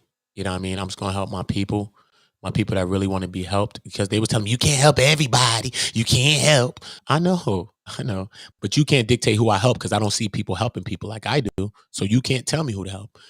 Because a lot of people know the real stories of the beefs and all that stuff, right? But they never told me. You think they was my brothers, my sister, but they told me about the beefs that they had. You know, I had to see on YouTube the beefs that they had while they were sitting next to me all the time and said, oh, this is the beefs they had. Oh, this is what they said before. Oh, you know, I had to really see stuff like that to really understand who was next to me. You know, I don't know nobody. You know, they never came and offered no information like how I was a drug dealer and all that shit I said. You know, they never said no shit, but they want to tell me I'm wrong because I'm helping people all the time. They try to make me feel bad for helping people, make me feel bad for letting people on my channel to talk, even though I know some people's going to be traitors to me. So what? So what? Do I not let them to speak? Speak your mind, man. Speak your mind. Maybe that could change our view. Maybe that could change you from a hater of me or people like me or something like that to be just saying like, nah, damn, man, he ain't like that. Or maybe, damn it, they all ain't like that. Based on how I've treated you. That's a possibility still in life, right? I still hope on that possibility, man. That people still got some decency in themselves and really got some love in them still. And really, really want to make this place a better place for their children, for real. Because it's not going to be a better place in our time period. We're not going to see that better place. So rather we just make it a better place for our children. Right? Not playing the game. Y'all was spinning no narratives. Everything on Conscious TV was a lie, they said. All was a lie. I'm going to confirm that it was a lie. It's a fucking lie. Sham. And Conscious TV been duped. You've been duped. Been duped. You know what I mean? Been duped. So, you know what I'm saying? We got this weirdo talking about I'm fighting for gay activisms. No, I'm fighting for all black activisms, gay people, all that, son. Us activisms. Our people's activisms. This is what this guy said to me yesterday. Octavius. That's what he says yesterday to me. Gay activism. Look, son, that means his own family that's gay because he's the one that's acting like the Israelite. He's against gay people, bro. His own family that's gay, he's going to bang on, and he's not friends with his own gay family. Because why is he telling me that I'm friend with any gay person when I have family that's gay? I have family members that's gay. Conscious is my friend too. So what? What is your problem? Okay, what happened? What is the problem? I don't see Conscious as a gay person. The fuck? I see Conscious as Conscious. I see Conscious as a person that got a mind. He do research, shit like that. The fuck? I met him on Infoman channel. Talking some shit relating to women and men, talking about the R. Kelly situation, talking about shit like that. I talk about the information, bro. I judge the person on their morals. I judge the person on their information. I judge the person on what the fuck come out their mouth when they in my presence and how they talking to me, man. I don't judge a person on what I just see them as on their skin tone, son. Come on, son. Come on. I don't look at white people like that. Yo, son, you the elite. Nah, son, you was the ones that sailed here and locked up my people, son. Nah, man. I don't do that, my nigga. You can't do that. Sorry for saying the word "end." I'll just be trying to stop it, but I don't do that. I don't judge people for that stuff. I don't judge people for that stuff.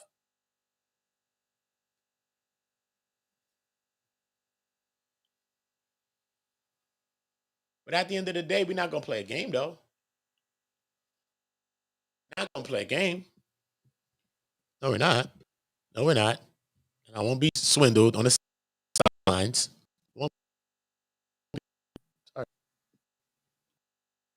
I won't be. Do it that way. You want to dox, and now they talking about doxing. They want to dox and say this and say that. Do what y'all do. I'm gonna be on the side. That's what my most side me. That's what my anybody that stake me, let them, because they can't destroy you. They're only gonna destroy themselves in the process when they try to do what they do. That's what I was talking about the ancestors. Please do what you will. Videos and audios. Shut this whole shit down. A community down. I come out, book an Eli out of the smoke. Period. Because I'm willing to die for what I believe in. In the physical, online, in the air, in a boat, wherever. Land, water, air, wherever. In a submarine. Okay. I'm willing. For my people, for my kids. Y'all, I ain't doing it for y'all. I'm doing it for my children. So if I could do something for them, trust me, this is for y'all. Because that's the purest thing I could do something for. This love I'm showing you is my mother's love. Trust me. Trust me. When you see me, that's the love I want to show a lot of you. When you see me, skirt. When you see me do that, that's the love I want to show a lot of you, because I know a lot of you are traitors. And I understand that, but we're going to have traitors among us. But the traitors need to know how to roll and move. Don't play, because as soon as you stop, you missing hands, you missing fingers. Like, you know what I mean? Stop being a traitor. Keep walking. We in a group. We going forward. We together as a people, and we trying to get something accomplished. We trying to help our children, our nieces, our little nieces, nephews, and all of them, your cousins, your little brothers and little sisters, all of that's what we trying to help. If you grown, you did what you did already. What happened? You want to live forever? You already lived. What about the kids and the young people? If you grown, you lived already. Get that through your scalp. You lived. You plus 40, 50, you already living. Chill these 40-something years. All right, let's get to that, or get to what you need to be getting to. But besides that, we about these kids, because they need to make it to 40. Because me living my life, I didn't even think I would live past 25 years old or live to see 25. That's how I grew up. That's how I grew up in my neighborhood, in my environment. My beef was always one block away, and you had to be outside. So I'm always going to come outside. Anytime y'all poke our head out, I'm going to come outside. And every time it's not going to be online. Every time it's not going to be online. I'm really going to come outside. I don't care who knows that. Send that to the terroristic people that y'all telling me and threatening me with too. Send that to them too. I'm going to come outside on your ass. Send that to the terroristic people that y'all accusing and threatening me with. Send that to them too, because I want them to know that in the memo, that's how I feel universally with anyone that comes in my circle. Anybody. I've been traded against. I've been traded on in real life. At least 30 of my friends is dead because of traitors. Gunshot victims. Don't play with me. Don't play with me. You don't know nothing. You don't know nothing about that. Don't play with me. At least 30 gunshot victims because of traitors. Trust that. I didn't say the other ones. I said because of traitors. So that's a number I put there. Not just I have 30 friends dead. Okay? Because the numbers are mind-boggling. What I've seen, the death I've seen. Can't tempt me with this life. You can't tempt me with this jail. Cannot. If your eyes seen what my eyes seen, you would understand. You would see the quality of the man that's before you and say, damn, we need to keep this brother on a good accord. We need to build with this brother. We need to talk to this brother. We need to email this brother shit that he need to be posting, videos. We need to send this brother topics. You know what I mean? Anytime this brother flex, show color, we need to, you know what I mean? Sometimes we need the color, but sometimes the brother could show too much color, go peacock mode. Sometimes when he in peacock mode, we got to bring back some of those colors. He's displaying too much. I'm going to message that brother. We're going to talk to this brother. We're going to keep the brother on the right mission, because that's how we win. Not by me being some fucking leader or me being some tyrant or me being some anything. Nah, man, it's about me being a brother to my brothers and my sisters. You know what I mean? That's what a leader expresses. That's what a real king expresses. Brotherhood within the brother and his sister. He understands that. That's the kind of people that you want to make a leader. And about me, we all are leaders, and we all have to lead our nation. We have to lead our people. Young, old, man, woman, child, everybody leading hand in hand. We lead in our nation.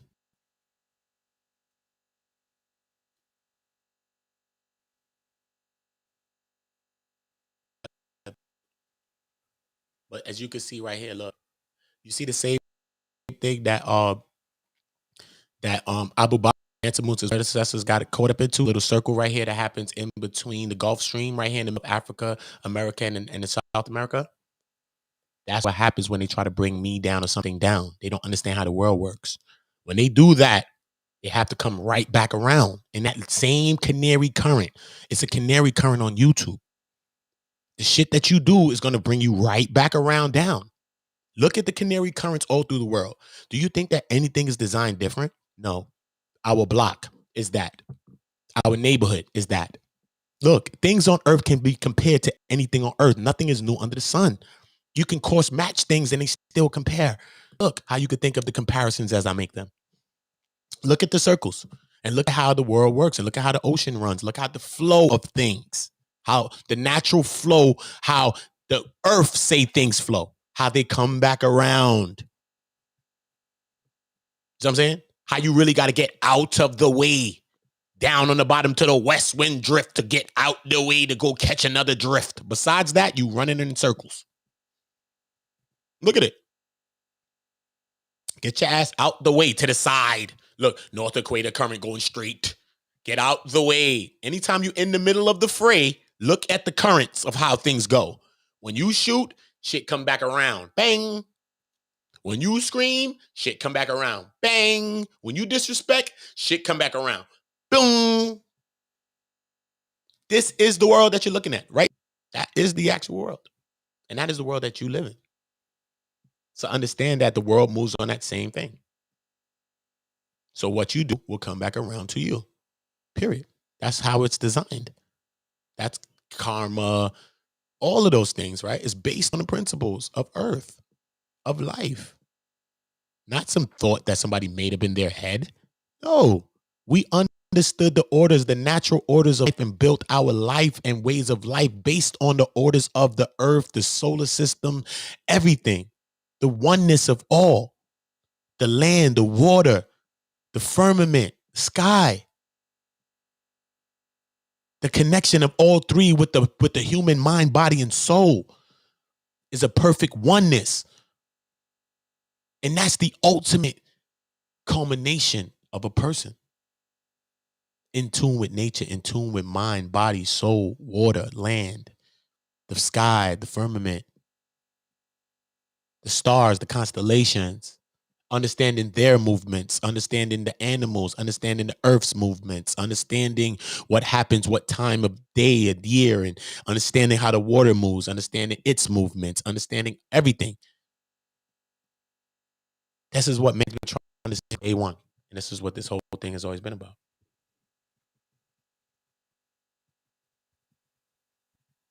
So we must open our minds. But I know that I won't be threatened to get struck in.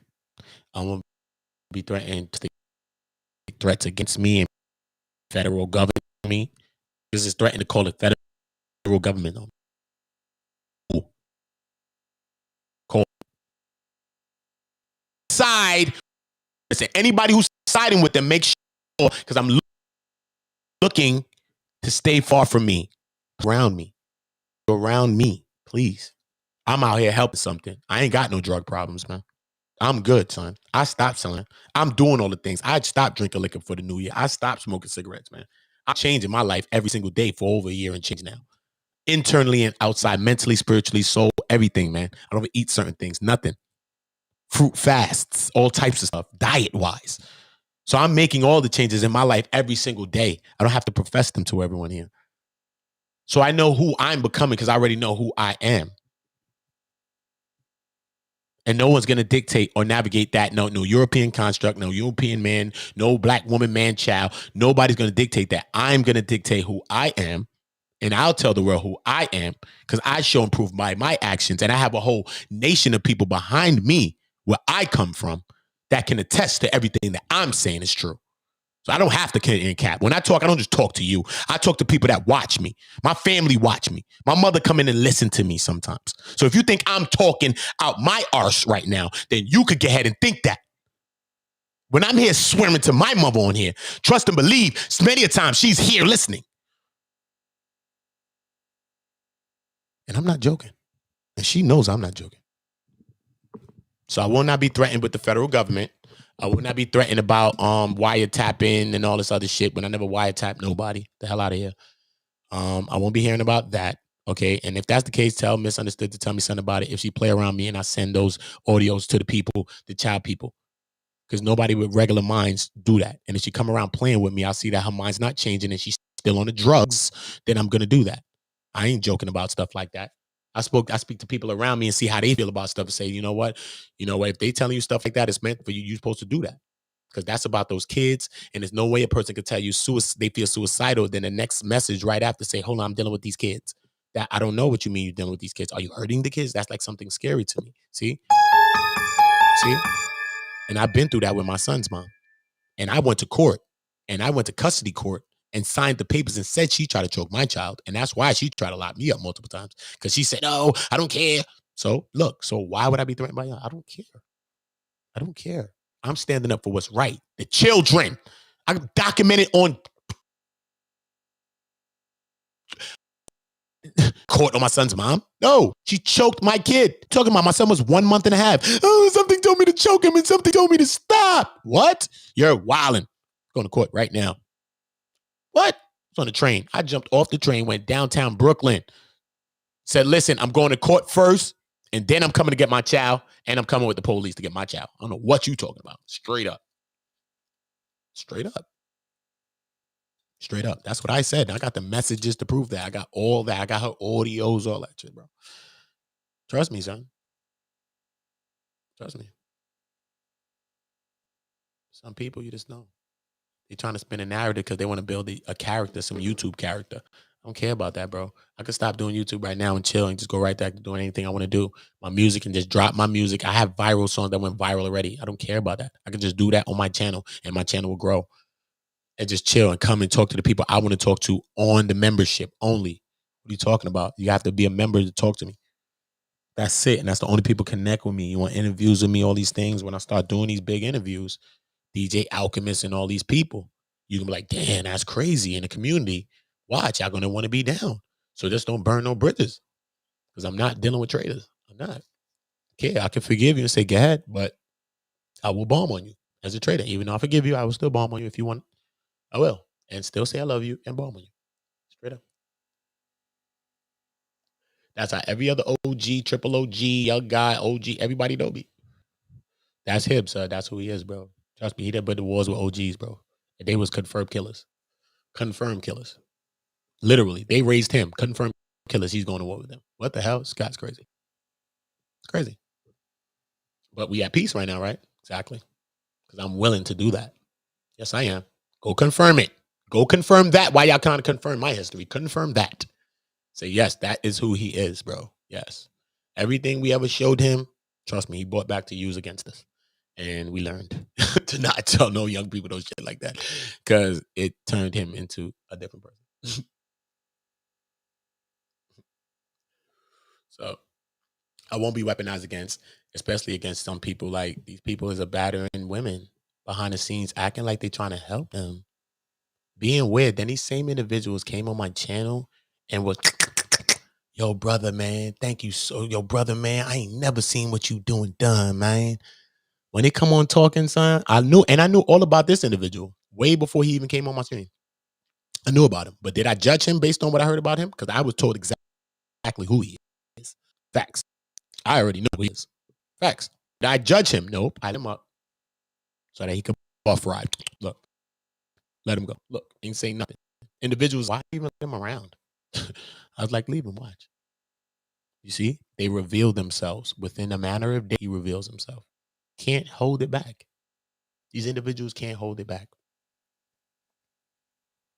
Then they parading around talking about me.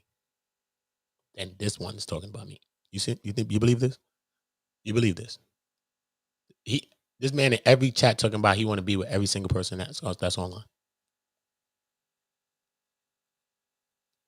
Simply talk about he would have paid buddy and all that shit. In chats. In the chat. He would have spent the money. He would have given the money up. He wanted to give up all the money. In the chats, bro. This man ain't even mod. This man ain't nothing. Just in a chat, pop up passerby. He's a passerby in a chat. A passerby, bro. You're not no mod.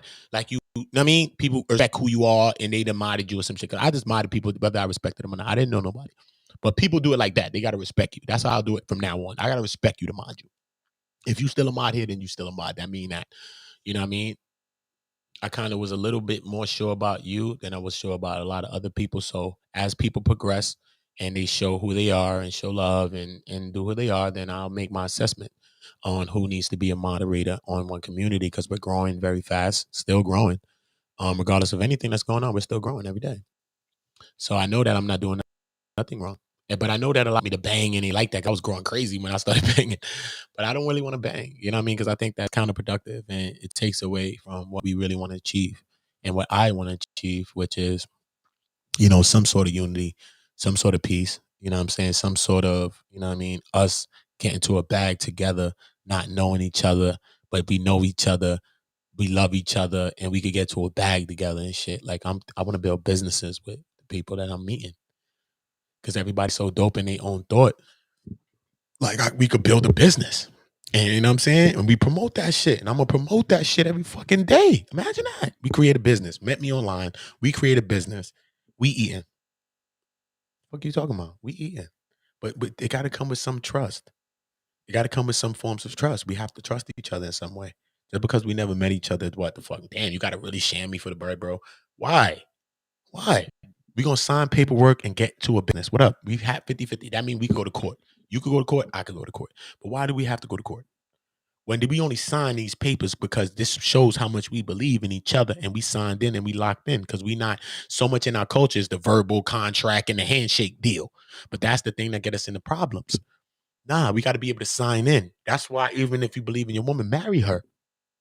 Even though they say marriage is not about a paper and it's not about that. Yeah, if y'all feel like that both and it's equal, then y'all feel y'all love is deeper than paper, because marriage is big on the paper. But we don't want to limit it that just because it's a paper and whatever the case, you can't do it as well. You know what I'm saying? If you feel like you want to get married, but marriage is a contract.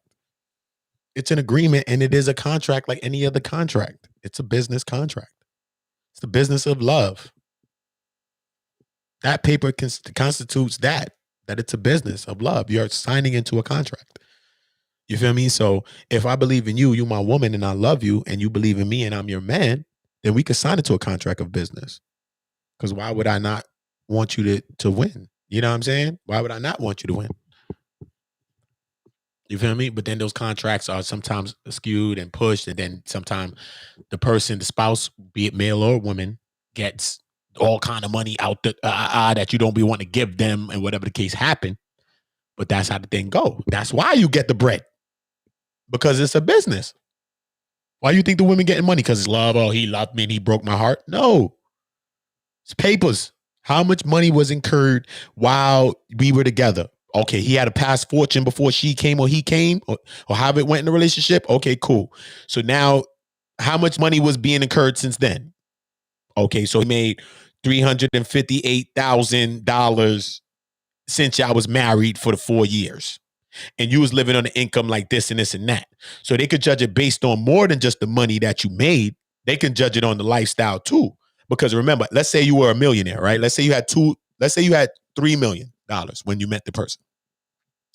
And now the next years you didn't make no money though. That's the $3 million that you've been had. Feel me? Somebody gave you $3 million. However, you made $3 million. However, you have $3 million on file. You known for having $3 million. Feel me? So you met the person and you had $3 million. So now these people ain't entitled to your $3 million because you had $3 million when you came here. They're not entitled to that. But when you enter into marriage, this is where the entitlements come. See what I'm saying? The lifestyle Because a woman, a man, whoever could be suing for the lifestyle, the upkeep. Like, nah, what are you talking about? I was getting manicures every day. I was getting my hair done. All of these types of stuff. I can't just go from something to nothing. That's a hard fall. And this is where the system comes in to say, okay, hold up. Wait, I think that she should or he should get this because this should be able for them to maintain their lifestyle, at least similar to the lifestyle that they live. So it don't have to be a big travesty of the marriage breaking everything up and breaking the person's lifestyle up, because usually the person, because they came up with that because the people that have the money usually bounce with the bread and kick the whatever else to the side, right? So even in that, that's a contract. That's why people getting the money. So we got to look at things like that. You know what I mean? It's not a bad thing for us to marry each other as black people and black people. It's not a bad. You know what I'm saying? We need more black people married. Honestly. We have a lot of women that have children, this and that, and some have never been married. Some have never been married and have multiple children with different people, but never felt what it feels like to be married. You know what I'm saying? Regardless, some people, some women are probably different, but at least a lot, if not all, the women I've ever met, they all have big dreams about marriage. They all had big dreams about wearing a dress and going down the aisle. And some women, they didn't even have fathers in their lives, or some of them, their fathers died. Some of them, their fathers died and they had thoughts about those things and thinking like, damn, son, like, I wish when I get married. I remember being young, talking to girls like when I was young too. You know what I'm saying? Like, word, like their father's dead or something like that. And like, word, but when they get married and stuff like that, they can see how it is. And, you know, stuff like that. If you got a parent that's dead, you might think like, damn, I wish that father would be there to walk you down the aisle. But, you know, hopefully, or whatever the case, maybe you young, you be like, nah, I mean, I probably have a son and my son will walk us down and stuff like that. You know what I mean? Conversations like that you have like when you're young and stuff like that. You know what I mean? And then some women so much so believe in the marriage and believe in the love so much, right? That they even if their father like was never in their lives and their father was like absent and stuff like that, they'd be like, even if my father just came and just did that, I would accept him. Like the father probably was never good to them, never gave them nothing and nothing. Nothing. You don't even need this man's validation for nothing. His only validation is you are here, a living example of him, because he created you. So she needs no further validation from him. You know what I'm saying? But still,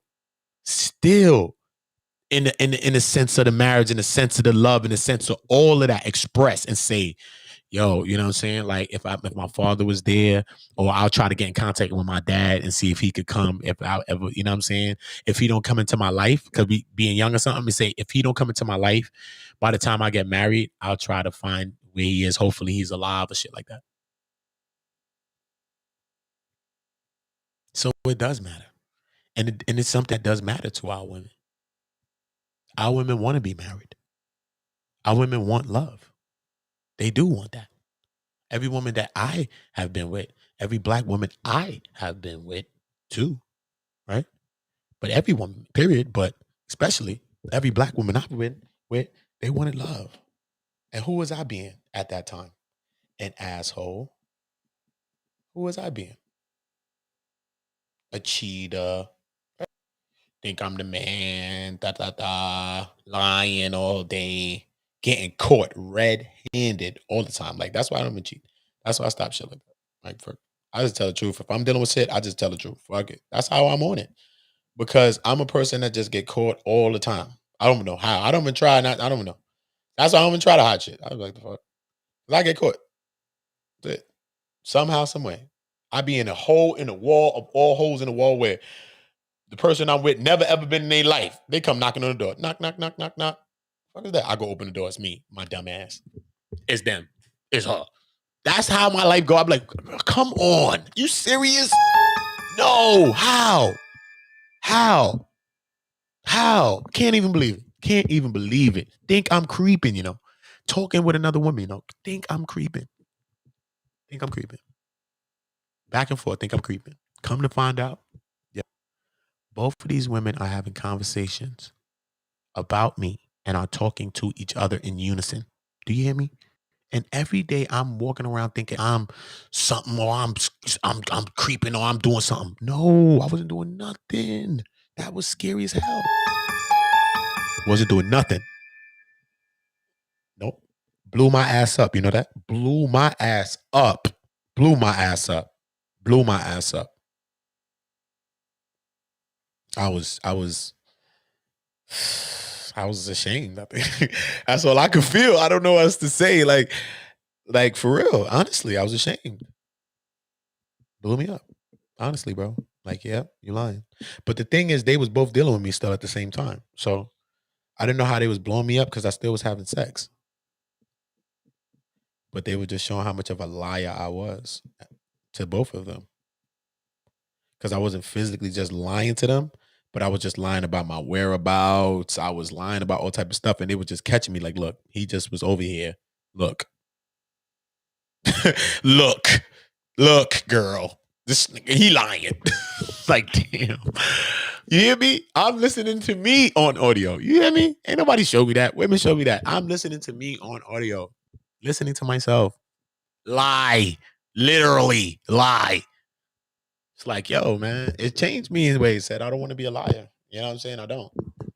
And men, you meet men. You know what I'm saying? The most personal relationships men have is really with sometimes with women, depending on the kind of men that you meet, the kind of person that they are. You know what I mean? But the more interpersonal relationships are going to be men and women.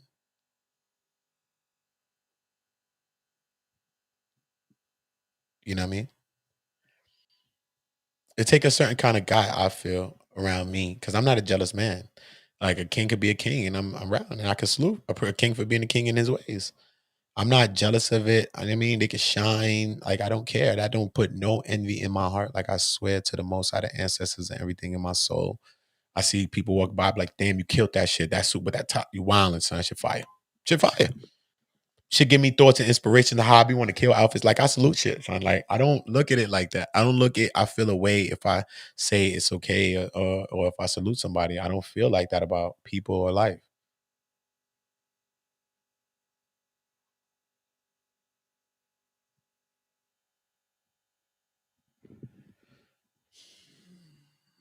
What we got to do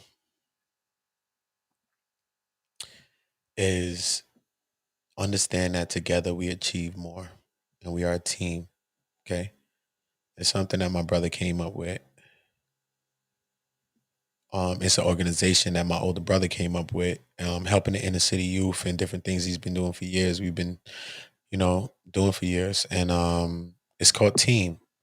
And it's together everyone achieves more. Right? We have to understand that. Everybody's gonna be trying to separate us. There's always gonna be separatists. All right. But what side do the people stand on that are trying to separate you? Just ask them. What are they willing to live for? What are they willing to die for? Ask them if they really care about you. And if they really do, ask them what they really have done. Ask them. Let them tell you what they've done for you. Let them tell you. And let them tell you a lie, because you'll say, they didn't do that for me. Exactly. They did not do that. So look at their perception. Look at their mindset to think that they've done something for you. They've done nothing for you. But reveal turmoils in other people's lives to you to bring more turmoil to your life. That's all they do. What solutions are they really trying to give you? What real help are they really, really trying to give you? How much money are they asking you for? How much gimmicks are they coming up with the money? What are they doing? What are they doing? What are they doing? Are we over here doing everything for free? Yes. All the parties over here have been for free. I threw a party last week ago, so it was for free. It was a free party, and everybody was invited. I could have did a private party if I wanted to do that, right? It was a free party. You didn't come in and say, I have to donate nothing. You didn't see none of those things. It's free. It's called Out of Love, something that a lot of you people don't have, but you're acting like you have it.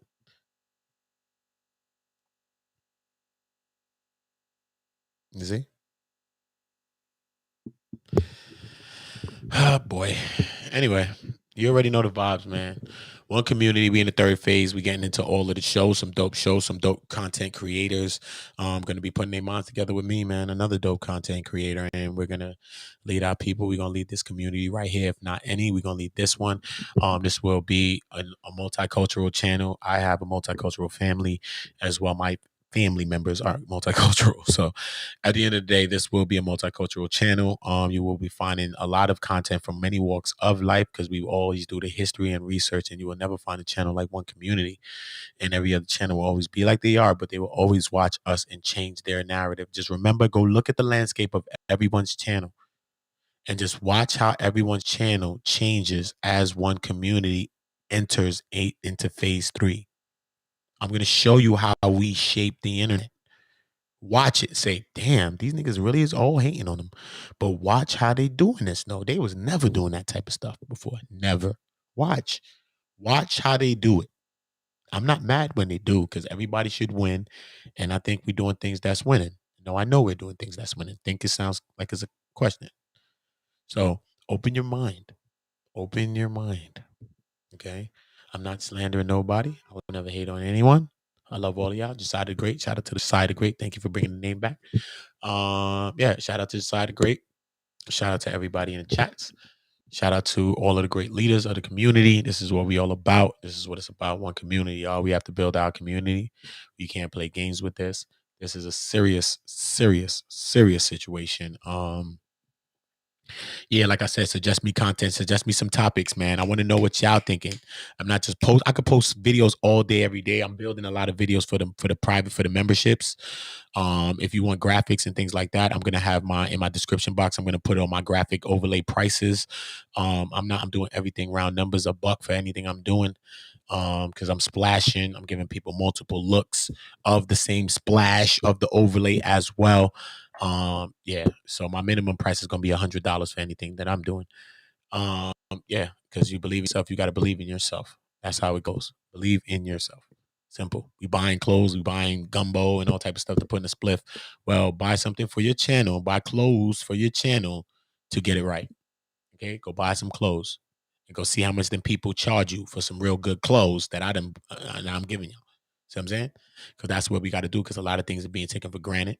I showed a lot of people love, but those people didn't run around saying, "Oh man, this guy was good and he helped us and gave us something for free and nothing." Right? No, those same people try to run around and slander like I didn't help them the same way and didn't want nothing from them, just like I helped the person that was on drugs doing the same shit.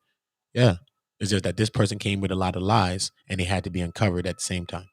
That's it. I just was on 2 jobs at the same time. I've worked 2 jobs. I can multitask.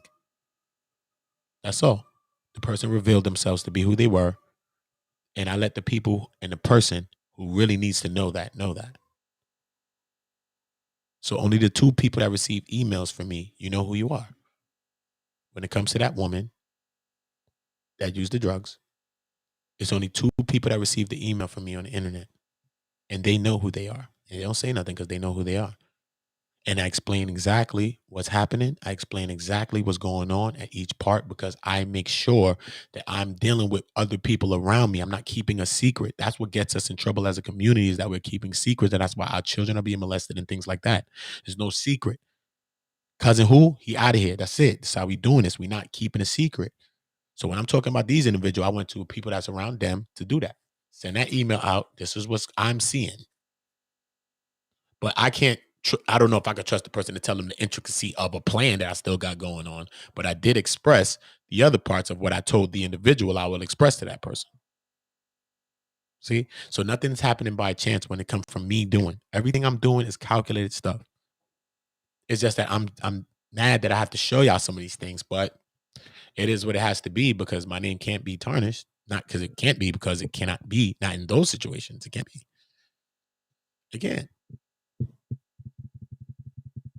Because I did nothing wrong, period, to any of you. I'm reacting to people trying to play games. That's it. I will not be threatened against to be striked. I will not be threatened against to be terroristic attacks, to be dogs, to be all those things. I'm a man. If a man talking about me, I ask him, where's the location I need to come to? I will fly to. That's the type of stuff I talk to a man. I mean, Like, I'm not playing that game with men. Like, what? You're a man? You're in my country? You're in my city? Or something like that? Like, you let me know where I got to come. I'll come right to where you at. That's the individual I am. And anybody that spoke to me on the phone that's from YouTube will attest to that. Anytime you drop me an addy or wherever, I pull right up by myself. What's up? But these times I will not be pulling up by myself anymore. But because you have already seen those things. Always by myself. Real deal. Because I'm not coming to play with nobody. And I don't care who's with. And I will meet anybody wherever they are. I don't care about that either. And anybody that has spoken to me on the phone, when they asked like they wanted to meet with me, they will attest to that. And they are on YouTube. Multiple people. What's up? Where? I know where you want me to meet you. Nah, where you want me to meet? Where you at? Where? Anywhere you want. Pick a place. You can pick your location. You can pick the armory of where all your people's at. I don't care where you're picking, bro. Pick where you want. Pick the time, pick the place. That's how I rock. Just try me. That's how I rock. Leave a number, I'm going to call you. One time. What's up? What's up? I'm not them type of people. I'm straight to it. Straight to it, son. I'm not going to change because I'm on the internet. Not going to change. How do I go back to my hood? How do I go back to my neighborhood? I'm different here? No, I'm not. I'm not different there. People is not going to play with us like they ain't play with us nowhere else. And we doing what we doing to help our people. It's just we minus selling the drugs and we minus that. Said we minus doing the bad stuff. But we still a good people and we still not no pushovers and we still going to go to war for what we believe in. Tooth and nail. Risk it, death, jail, everything. We're going to risk it all for it. Same way. That's how my children are going to live in a better world. If I don't risk my life, my freedom, then what do they have? Nothing. That's my money I can spend for them. My life, my freedom. That's the currency I spend for my children. I save money for them. But that's the currency I spend. My life, I'll spend it. My freedom, I'll spend it for them. See? So when you come into I'm on another level in myself. Y'all still so connected to y'all physicals that y'all can't release from yourself. You can't ever see a day where you're separated from yourself. I can't. I just will dictate that day. That's it. Not the events. The day I will. I'll dictate that day, though. Not the events, though. Because you can never dictate that. But how the day goes, yeah, you could dictate that. See what I'm saying? So just thinking on a higher metaphysical level. Step out the physical. Go metaphysical. Go metaphysical. Expand your minds. Okay? Anybody that watch anybody trying to bring me down, which you know is a good person. Facts. It's crazy. It's crazy.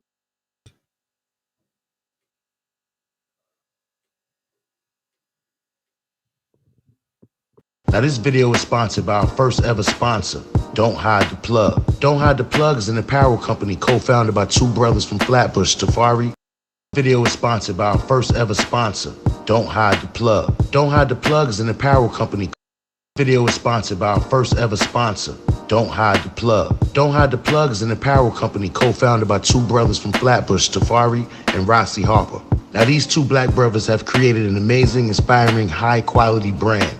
Now you see on Infominds, a lot of our content is New York based. We love New York, so it's only fitting that we partner up with a New York based brand. Don't Hide the Plug. Now they got some fire fitted hats, hoodies, t-shirts, and I'm feeling the old New York design with the bridge logo.